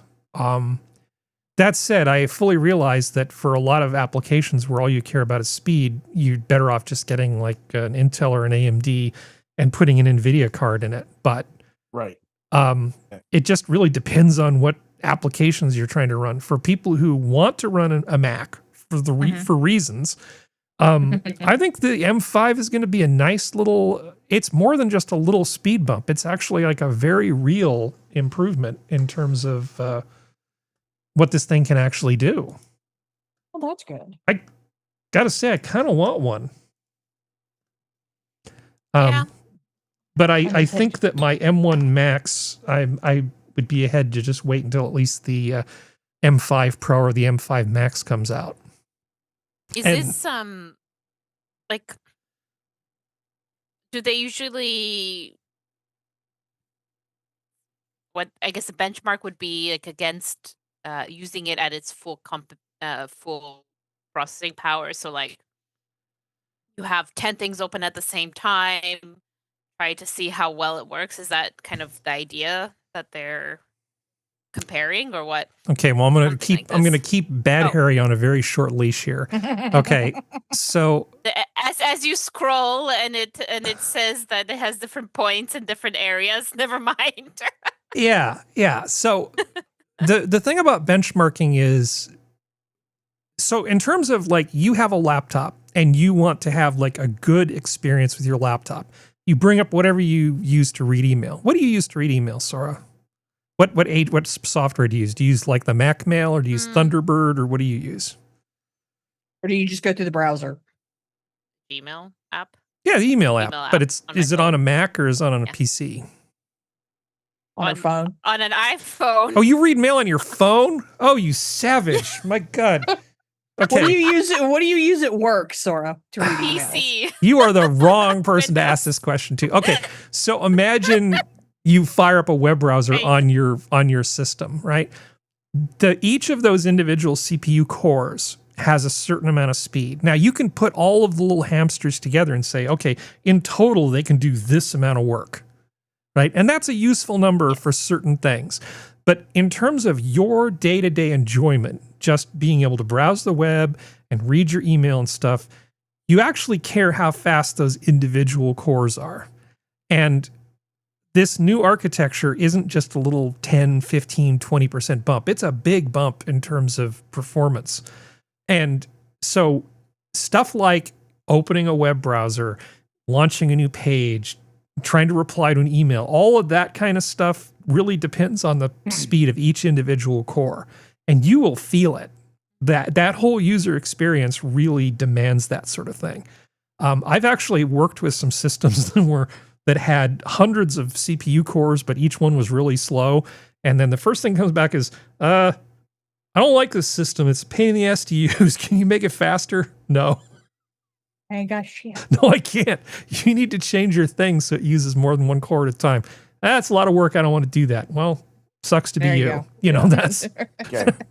that's sort of the Hey, conversation. doodle But you. in terms of like that individual experience, like when you just launch an app and you're using it interactively, it's going to be way better. And in terms of your ability to do things like you've got like an old movie and you want to clean it up and bring it up to modern standards. So you run it through like something like Topaz Video AI, something or other. That's super computationally intensive. This thing compared to the first generation of Apple Silicon, you're going to be looking at like 6 to 7 times faster speed up for that kind of stuff. Wow. And these are processes that take hours or sometimes Hours. even days to run That on could old really equipment. make a difference. Yeah. Yeah. So even if you're just like trying to salvage your old home movies that you got scanned off a Super 8 and you've got them in a 480p file somewhere, you know, like burned onto a DVD, and you want to show them to, you know, the current generation, get them up to at least some kind of low res HD. That kind of stuff really benefits from these sorts of chips. Yeah. And the games that people are starting to be able to play, I can't really say too much. Like, of the games that you can play on a Mac, they're going to be more fun. And if you wanted to run like 5 8K monitors or something, you know, that kind of thing, that all works a lot better. But I love the fact that people in the headlines, it's like, it's just numbers, folks. You don't have to be evangelical about it. And of course, Apple's going to give you the numbers that make them look the best until people start getting these things in their little hands next week. And we start seeing benchmarks that users run. Right? So there's ray tracing benchmarks. There's all kinds of benchmarks that give you an idea of how something's going to work for particular types of work. Until I see benchmarks coming from users, I'm not going to believe all of it. I actually placed the order for the Apple laptop and then canceled it. Yeah. And because I think I want to wait and see what comes out next week. And I'm actually sort of thinking maybe I actually want to get a Mac Studio and then maybe even just get like a MacBook Air as my mobile thing that I carry around and then just remotely access my Mac Studio for work. Because do I really need to carry all that stuff around with me? Maybe not. Since I have, 2.5 gigabits of bandwidth. I was going to say, with bandwidth that you have, yeah, you don't have any problem. I don't have any problems. The world is your hard drive. The world is my hard drive. There you go. Having a ton of bandwidth is actually pretty good. But yeah, keep your eye on this stuff. The people who hate apples are going to say, oh, we hate apples. And the people who love Apple will say that it's great no matter whether it's great or not. But honestly, it's pretty damn good. I think this is going to be good because this chip isn't just going in the Mac laptops. It's going in their stupid augmented reality VR thing that still costs way too much money. And it's also going into the iPads. The Vision Pro is still a thing? They have a new version of it that just came out with the M5. So this actually means that the iPad, compared to other tablets, is massively more capable than most of the competition. This is the reason why Serenity waits to get a new drawing tablet. Yeah, these are... If I'm going to pay for an iPad, so even if you don't care about MacBooks and stuff, the iPad is about to get a really nice performance boost from this new chip. So anyway, I should stop talking about computer architectures and stuff like that. Why? Well, you were asked a question, Biznatch. Yeah. You answered the question. You're fine. Yeah. Thank you. Yeah. Well, I'll tell you about this after the show, Skep. Just because it's not generally interesting. All right, Apple M5, super good. Let's see. Click off Young Republicans. Serenity's got to go deal with dogs. That's where I was, by the way.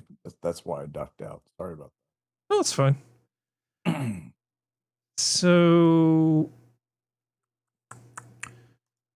let's talk about this. So I keep mentioning Rob Bonta because Rob Bonta, he acts like he wants to be the next governor, but then he says he doesn't want to be the next governor. I'm going to press X to doubt because it's just the way it is. So fighting back against Solar for None, Attorney General Bonta sues over Trump's latest environmental funding termination. Remember the Green New Deal, big, beautiful, whatever the thing was called, was the Inflation Reduction Act that raised a bunch of money and then spent a bunch of money? They called it, ironically, the Inflation Reduction Act, right? Yes. Yeah. Yes. So they had in there all this money to basically give to people so that they could put solar panels on their roofs. Right.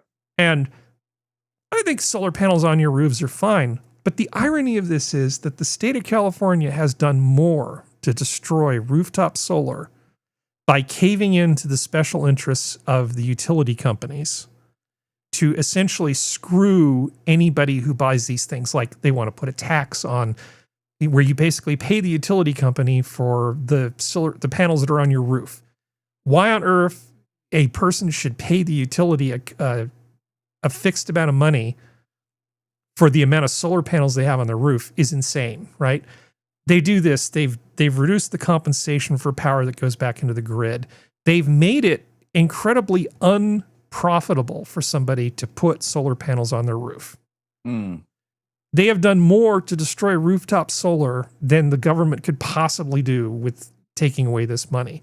But they have the balls to come out and try to basically say, well, we're going to sue you because Biden and his auto pen approved all of this spending, and then Trump stopped it, and you're a big meanie and reasons. I don't see how Trump doesn't have the authority to do this sort of thing. I mean, that's pretty murky stuff that's got to be worked out by that's not, subject to anything but the whims, basically, of the powerful people who, bring whatever they do to bear against the process. And well, solar. Okay. My main thesis, just to be clear, is that the state of California has done more to destroy rooftop solar than the federal government ever could. They are just the biggest hypocrites. If they actually cared about rooftop solar, they would enact policies that make it easy for people to install these things and get them hooked up to the grid and get some kind of compensation at whatever the market rate is. Consumer protection problem, really. Instead of telling them that the reason that everybody's power bills are so high is because they're big meanies for not participating in the grid and that they're benefiting unfairly from being grid connected. Right. Those numbers don't hold up, but of course you can hire a consultant to say whatever you want them to say. When there's this much money on the line, you can always find somebody who will back you up with a PhD in their name. It's just annoying. Rob Bonta is, he wants to be governor so badly. That is so short-sighted that you don't want that guy as your governor. He's trying really hard. I mean, I will at least say that he's not being lazy. Yeah. He doesn't just think he's entitled to be governor for, because vagina. Yeah. Jeez. You put that lady in. See what happens then. Yeah. Karen? Oh my gosh. She's a crazy lady. Yeah. Okay. Let's see. Young Republicans, M5. Oh, so you do know about the fact that Windows 10 support died, right, Skep? Absolutely. I just upgraded 3 laptops in my home to Windows 11. Yay, you poor bastard. What about you, Sora? Were you running 10? I am running 10. I'm enrolled in their program because I'm not able to put 11 on my machine. So you're paying them for longer term support? It's included. I don't have to pay. Oh, okay. When I enrolled, it's something to do with you qualify for something. I can't remember what I said. So this year I don't have to pay for them. It was only it's not expensive. What I saw anyway. Memory serves, there's a registry hack to for machines that fail the test for 11. It's usually a performance thing. If you put up with the diminished performance, you'll put 11 on. It's not. It's the TPM something. It's the TPM. Oh, okay. It's the trust. It's the TPM 2 stuff, and okay. and because it lacks that, the boot signature bullshit doesn't. doesn't work. And so okay, all right. I didn't realize there was something that fundamental. Yeah. I have I've been reading, and I have some stuff open to read further where there's some things that I could try and boot it up, figure it out if I can, like basically turn it on or whatever. But I haven't done it yet. Yeah. Mostly because at this point it's like, well, see about it's such a pain in the ass. I don't like them for this because I use 11 at work and I don't like it. Yeah. Well, I don't feel like it runs as smoothly as 10. Well, virtual machines have to run into this issue too. So you want to make like a virtual machine that has Windows 11 on it. And to make that work, you have to essentially fake the TPM hardware. And how you do that, whether it's like a pass-through where you come up with a simulated TPM, is actually another giant pain in the ass. Virtual TPM? Is Yeah. that what you're doing? Yeah. Yep. Yep. And actually, that won't be hard. Well, it's actually less difficult than you might think because it's effectively a key value store. And so you can actually fake it and have it just back up to a file on the host. Oh, okay. Well, it really just looks like a little tiny drive almost. Yeah. It's not sophisticated. But so I guess in Japan, they really like removable media still. So what's happening is optical drive demand surges amid Windows 10 retirement. Japanese users switching to Windows 11 are buying up Blu-ray drives. So all these Japanese people have said, okay, fine. Going to get a new system, going to run Windows 11. Where's my drive? Well, I guess the right thing to do is to put Blu-ray on because it's the current year. So in Akihabara and other places, they're running out of Blu-ray drives, and it's proving to be a bit of an issue. They even show, look, see how sad it is where the Blu-rays are supposed to be? There's just an empty spot. I think it's kind of cool that the Japanese think this way. Because I guess that makes me kind of Japanese because I like removable media a lot. The idea that everything lives in the cloud or on your hard drive scares the crap out of me. Yeah, me too. I like low magnetic storage. Yeah, I have a Blu-ray. By the way, a Blu-ray burner, and it's actually just USB-C, and it works just fine. But it's the cost per byte is kind of prohibitive. It used to be that you could save money by putting stuff off onto these disks. Not so much anymore now that we're looking at $1 a gigabyte. Yeah. Right. So it's still a little bit cheaper to burn onto Blu-rays, but these things are really, really expensive.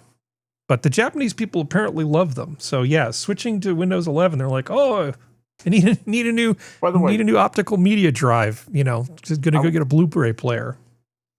You can do a registry edit, and you will can install it to bypass the TPM and the secure boot stuff too.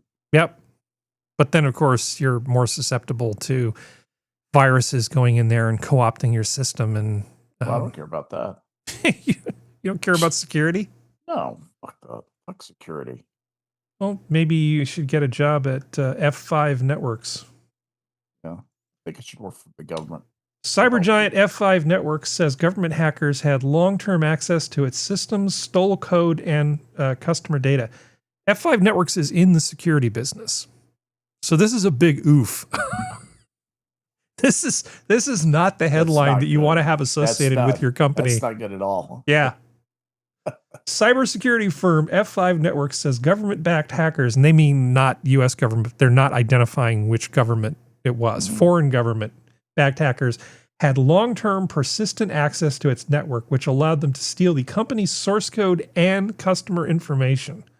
Yeah, Russia. Yeah. This is really bad. This is really bad. This is not a good look. That's come to work and just want to shoot yourself. And F5's actually been around for a while. They started out not just doing network security devices, but making like load balancer proxies. So you'd have like a whole farm of web servers running in a rack, and then you'd have a big old F5 up at the top. and it would make it look like one IP address, but it would redistribute the workload across a farm of servers. But it had all kinds of security crap built in. So I've been seeing F5 stuff. They have like a big red glowing dot with F5 on it. So it's kind of almost like 2001, but not quite. Did you see what their stock did after they disclosed the hack? No.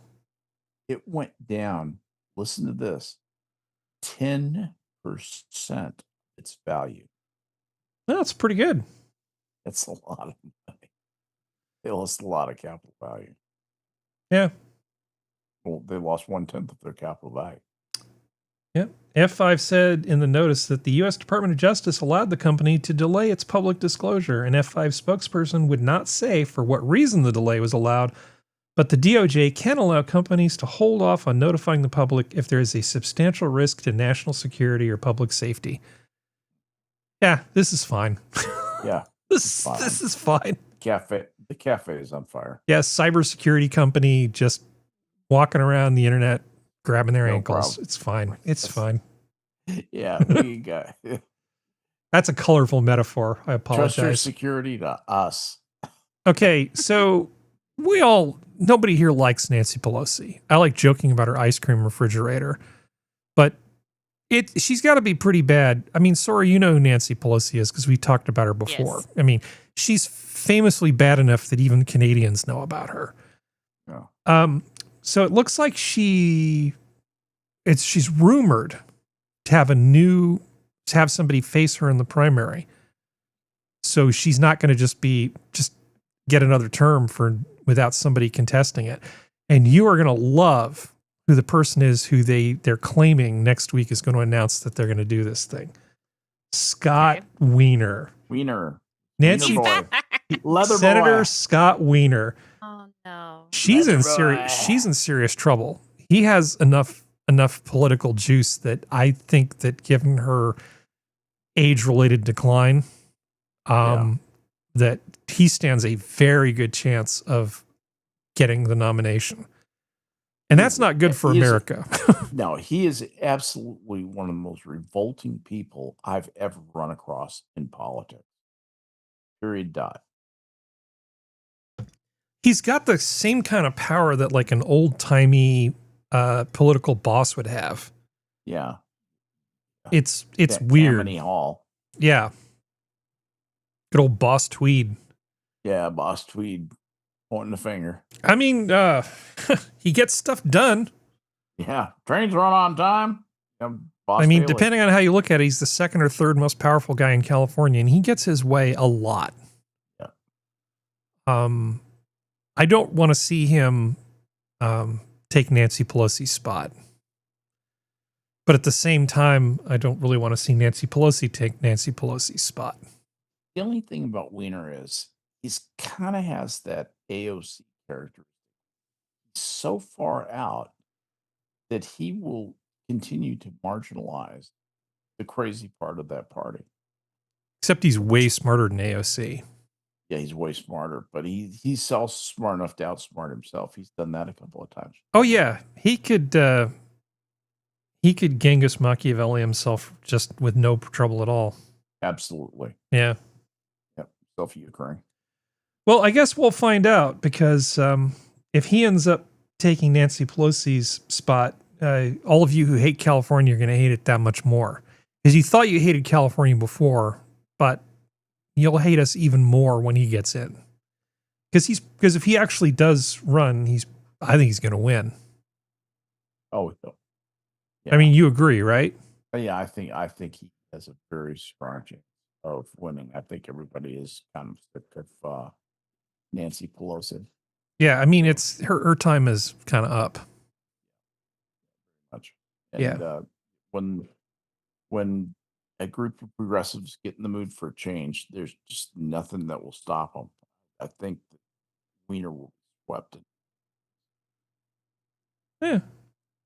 Well, let's see. Let's lapse into some lighter stuff here since we've been talking about all this annoying stuff. Annoying politician. Let's see. Nancy Pelosi.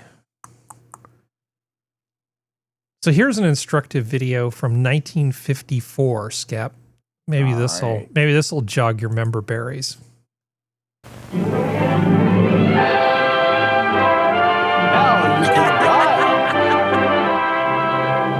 Now you can dial your phone by Bell System. 1954.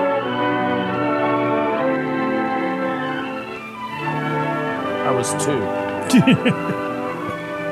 Hello, everyone.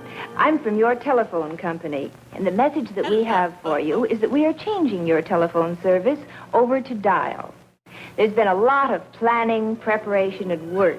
Yeah, because picking up the phone and talking to a person and asking to be connected, that's old-fashioned. In order to bring dial to town, you may have noticed that lots of work has been going on. Yeah. New cable pulled into place and other types of construction. If the dial isn't already on your telephone, it soon will be. Many months ago, our engineers started to draw up the plans because equipment must be tailor-made to fit the needs of each community, not only for today's requirements, but for years to come. They were future-proofing this stuff, Skep. Yeah, absolutely.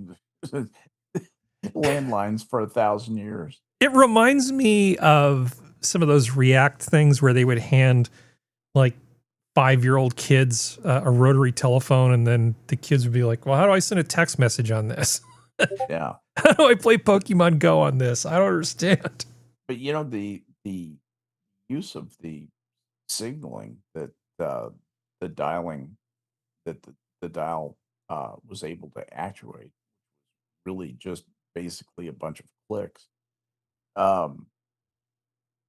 That was all made possible by the switches that were on the other end. Those switches were actually mechanical. Did you know that? Yeah. Initially, yeah, and Yeah. then when the first electronic switches came in from Bell Labs, those absolutely changed the world. People don't know how the world changed.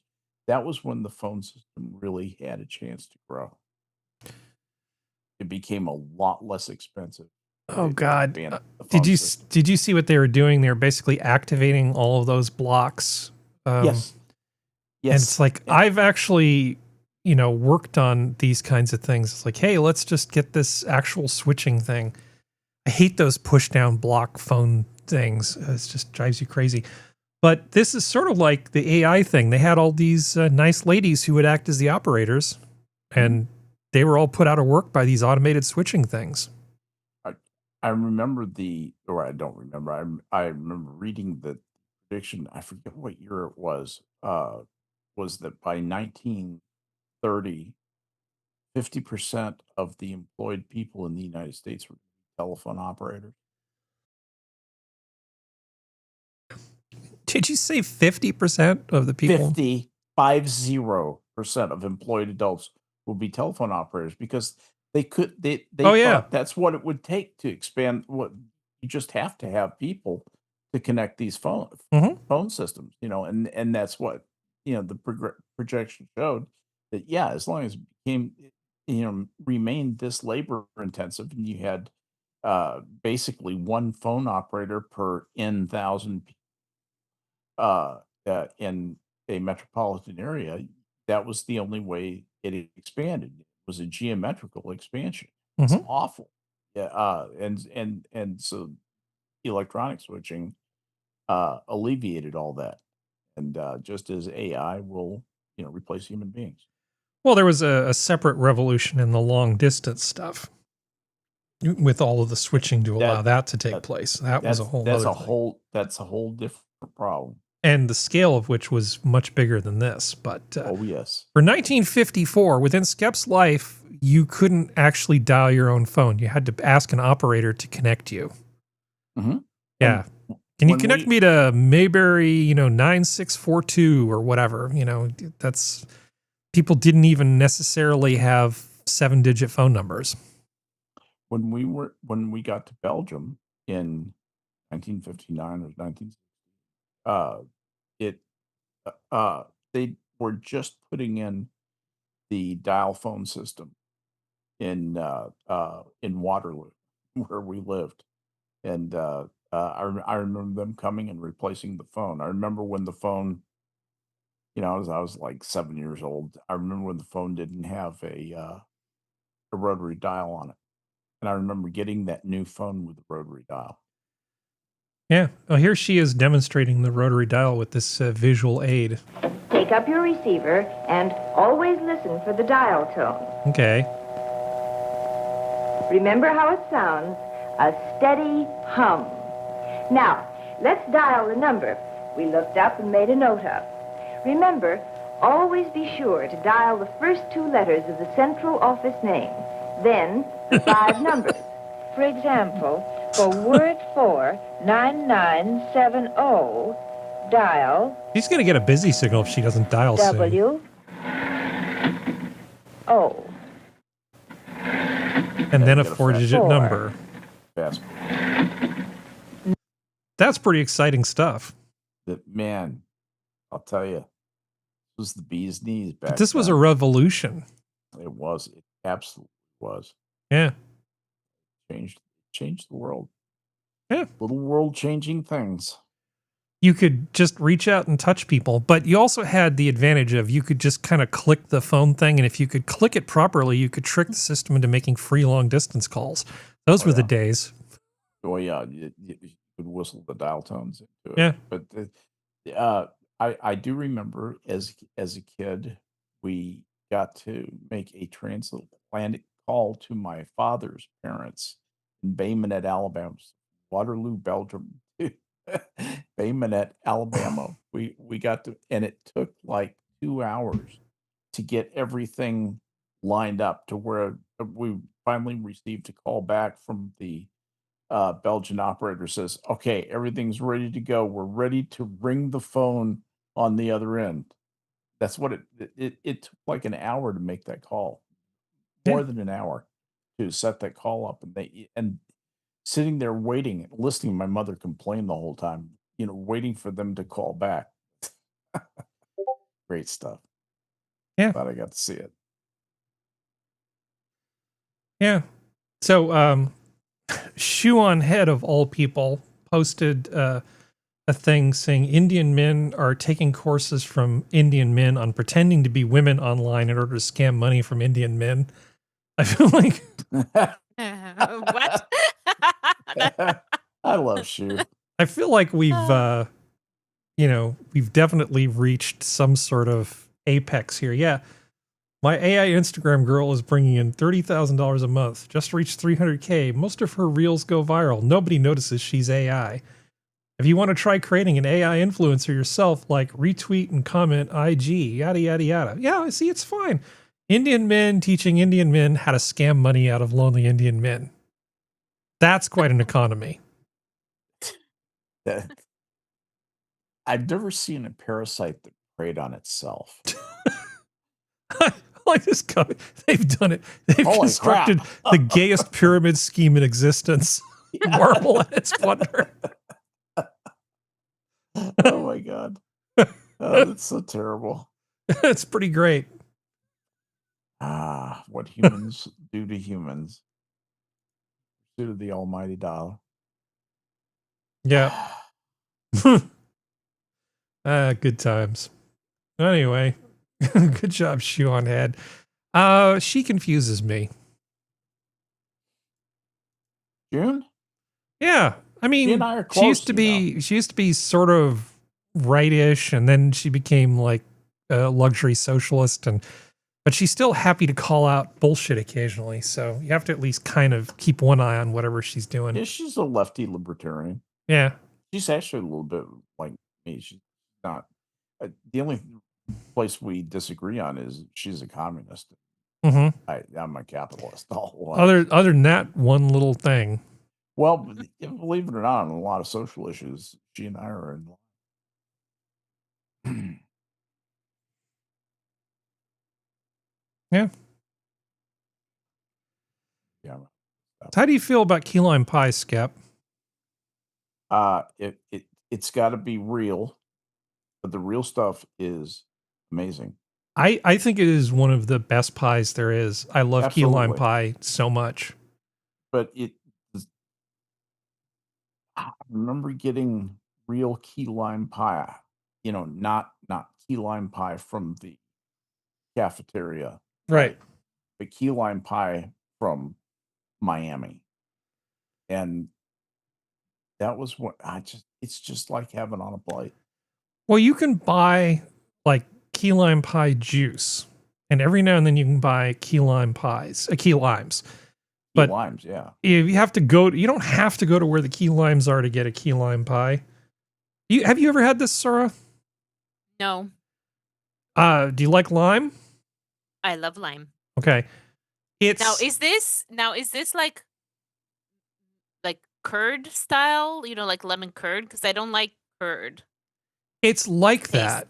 It's like that in that it's sort of a gelled custard sort of thing. So it's got a richness, but the bite from the lime juice just cuts right through all the any extra sweetness. It's not too rich, and usually you'll have it on like a graham cracker crust sort of thing.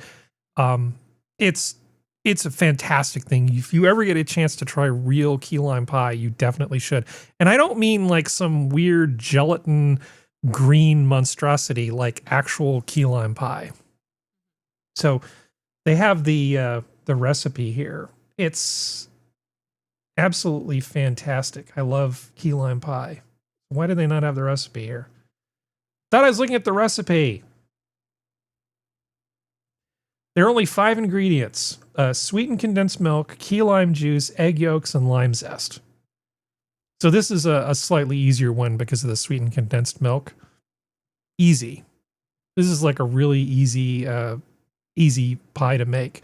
And it's fantastic because of the extra bite to it. A lot of times you'll put whipped cream on top, and that just balances it right out. 10 out of 10. Totally recommend it. It is absolutely my favorite kind of sweet pie. Yeah. It makes me sad that you've never had this, Sora. It's really good. I mean, you might hate it, but you'll never know until you try it. I don't even know if you could get something accurate here. Like traditional, I guess. Well, that's a good question. Serenity back yet? Nope, still muted.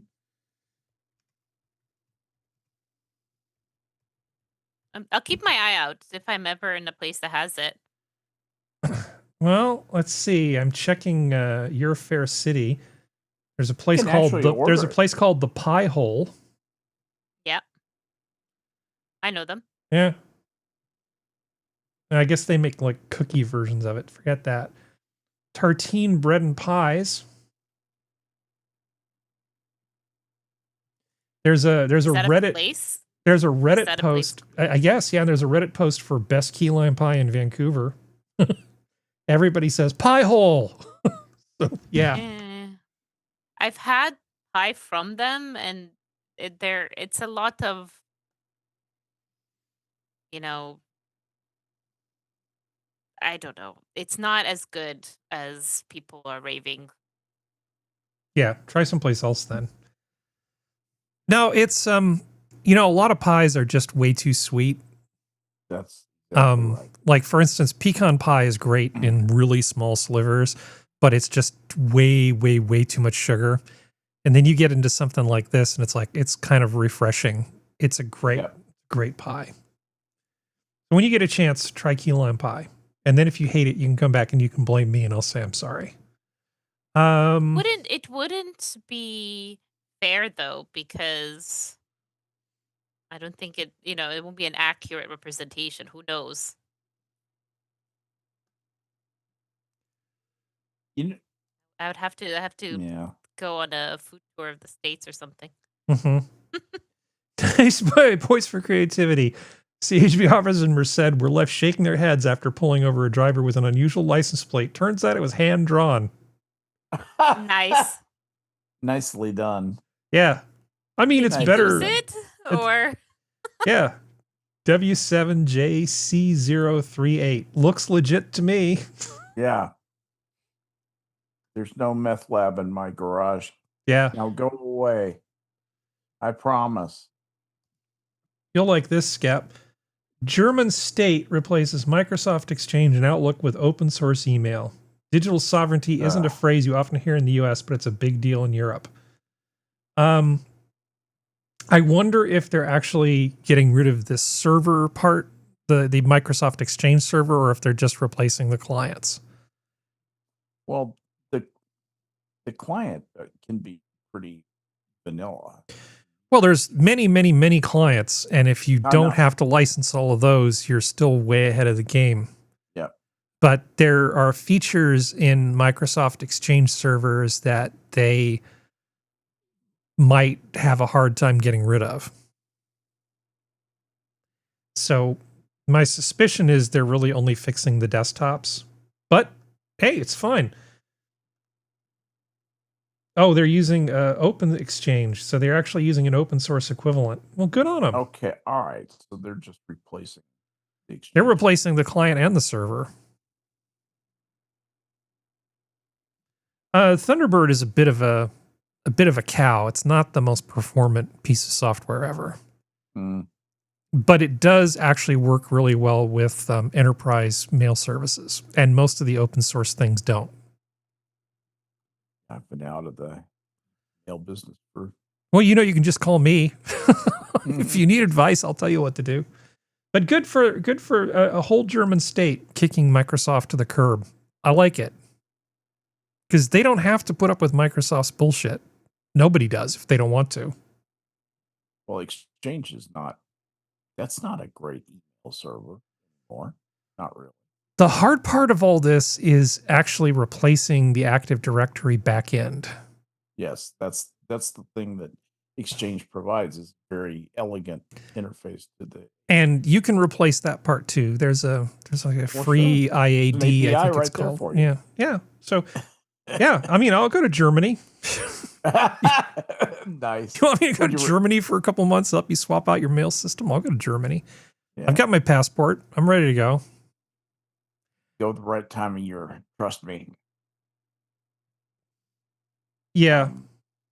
The German town of Bremen is at the same latitude, I believe, as Yellowknife, Canada. No thanks. You don't want to go to Bremen and see the musicians there? I do, but I don't necessarily want to go there at the wrong time of year and be thrust into darkness for 17 hours a day. Yeah.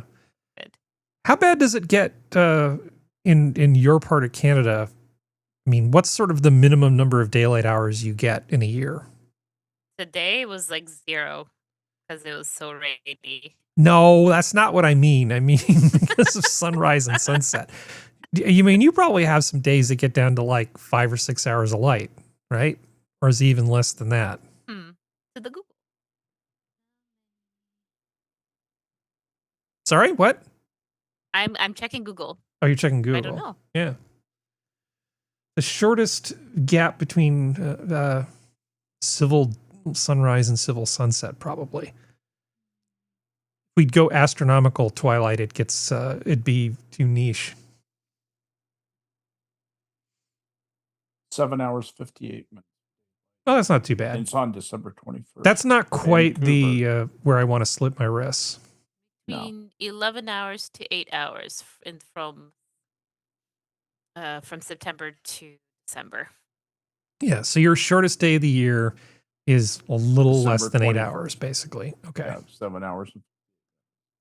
Nice. And on that day, the sun rises approximately 8:05 a.m. That's around 4:16 p.m. Yep, 4 o'clock in the afternoon is sundown. And before I leave work. Great. Yeah, it'll be fine. My wife just flew home from Vancouver, by the way. She flew home today she was in Vancouver this morning, spent the night there. Did she have any key lime pie when she was there? No, but she had enough of the Vancouver airport, I'll tell you that. How did she, I guess didn't really get a chance to see much, but did she enjoy it? Yes, she enjoyed the ride to the airport, then the ride back to the airport. I think they ate dinner. Apparently YVR was voted like one of the better North American airports. Oh yeah, I would agree. Actually, I really like it. I love I've been our in and out airport. of I've been in and out of Vancouver several times. I've never had a problem. She just said just felt like we were standing in line all day. I said, well, I can understand that, it's kind of like especially if your airports, sweetie. turnover is so short. Yeah. So like you never left. Gosh, the last time I was in Vancouver was 1986 or 87, I think. I don't think Sora was alive. It's probably time. It's probably time for me to I go was back. here, let alone that. Yeah. My last time in Vancouver was 2005. Last time on a business. I was only there for a day, but customs people gave me kind of a hard time. That was annoying, but overall, Was it at the airport? no, Was it through driving the airport or was it through land crossing? land Yeah, crossing. they're assholes. I hate whenever it's the border crossings. They're so mean, absolutely mean. Yeah, they were giant dickholes. It was not fun. They gave me a hard time for no reason. And actually, one of the people that was in the car with me was somebody would go there all the time. He said, "I've never seen anybody get hassled as much as you just got hassled." I said, "I guess I'm just lucky. I guess I just have a hassleable face." He looks weak.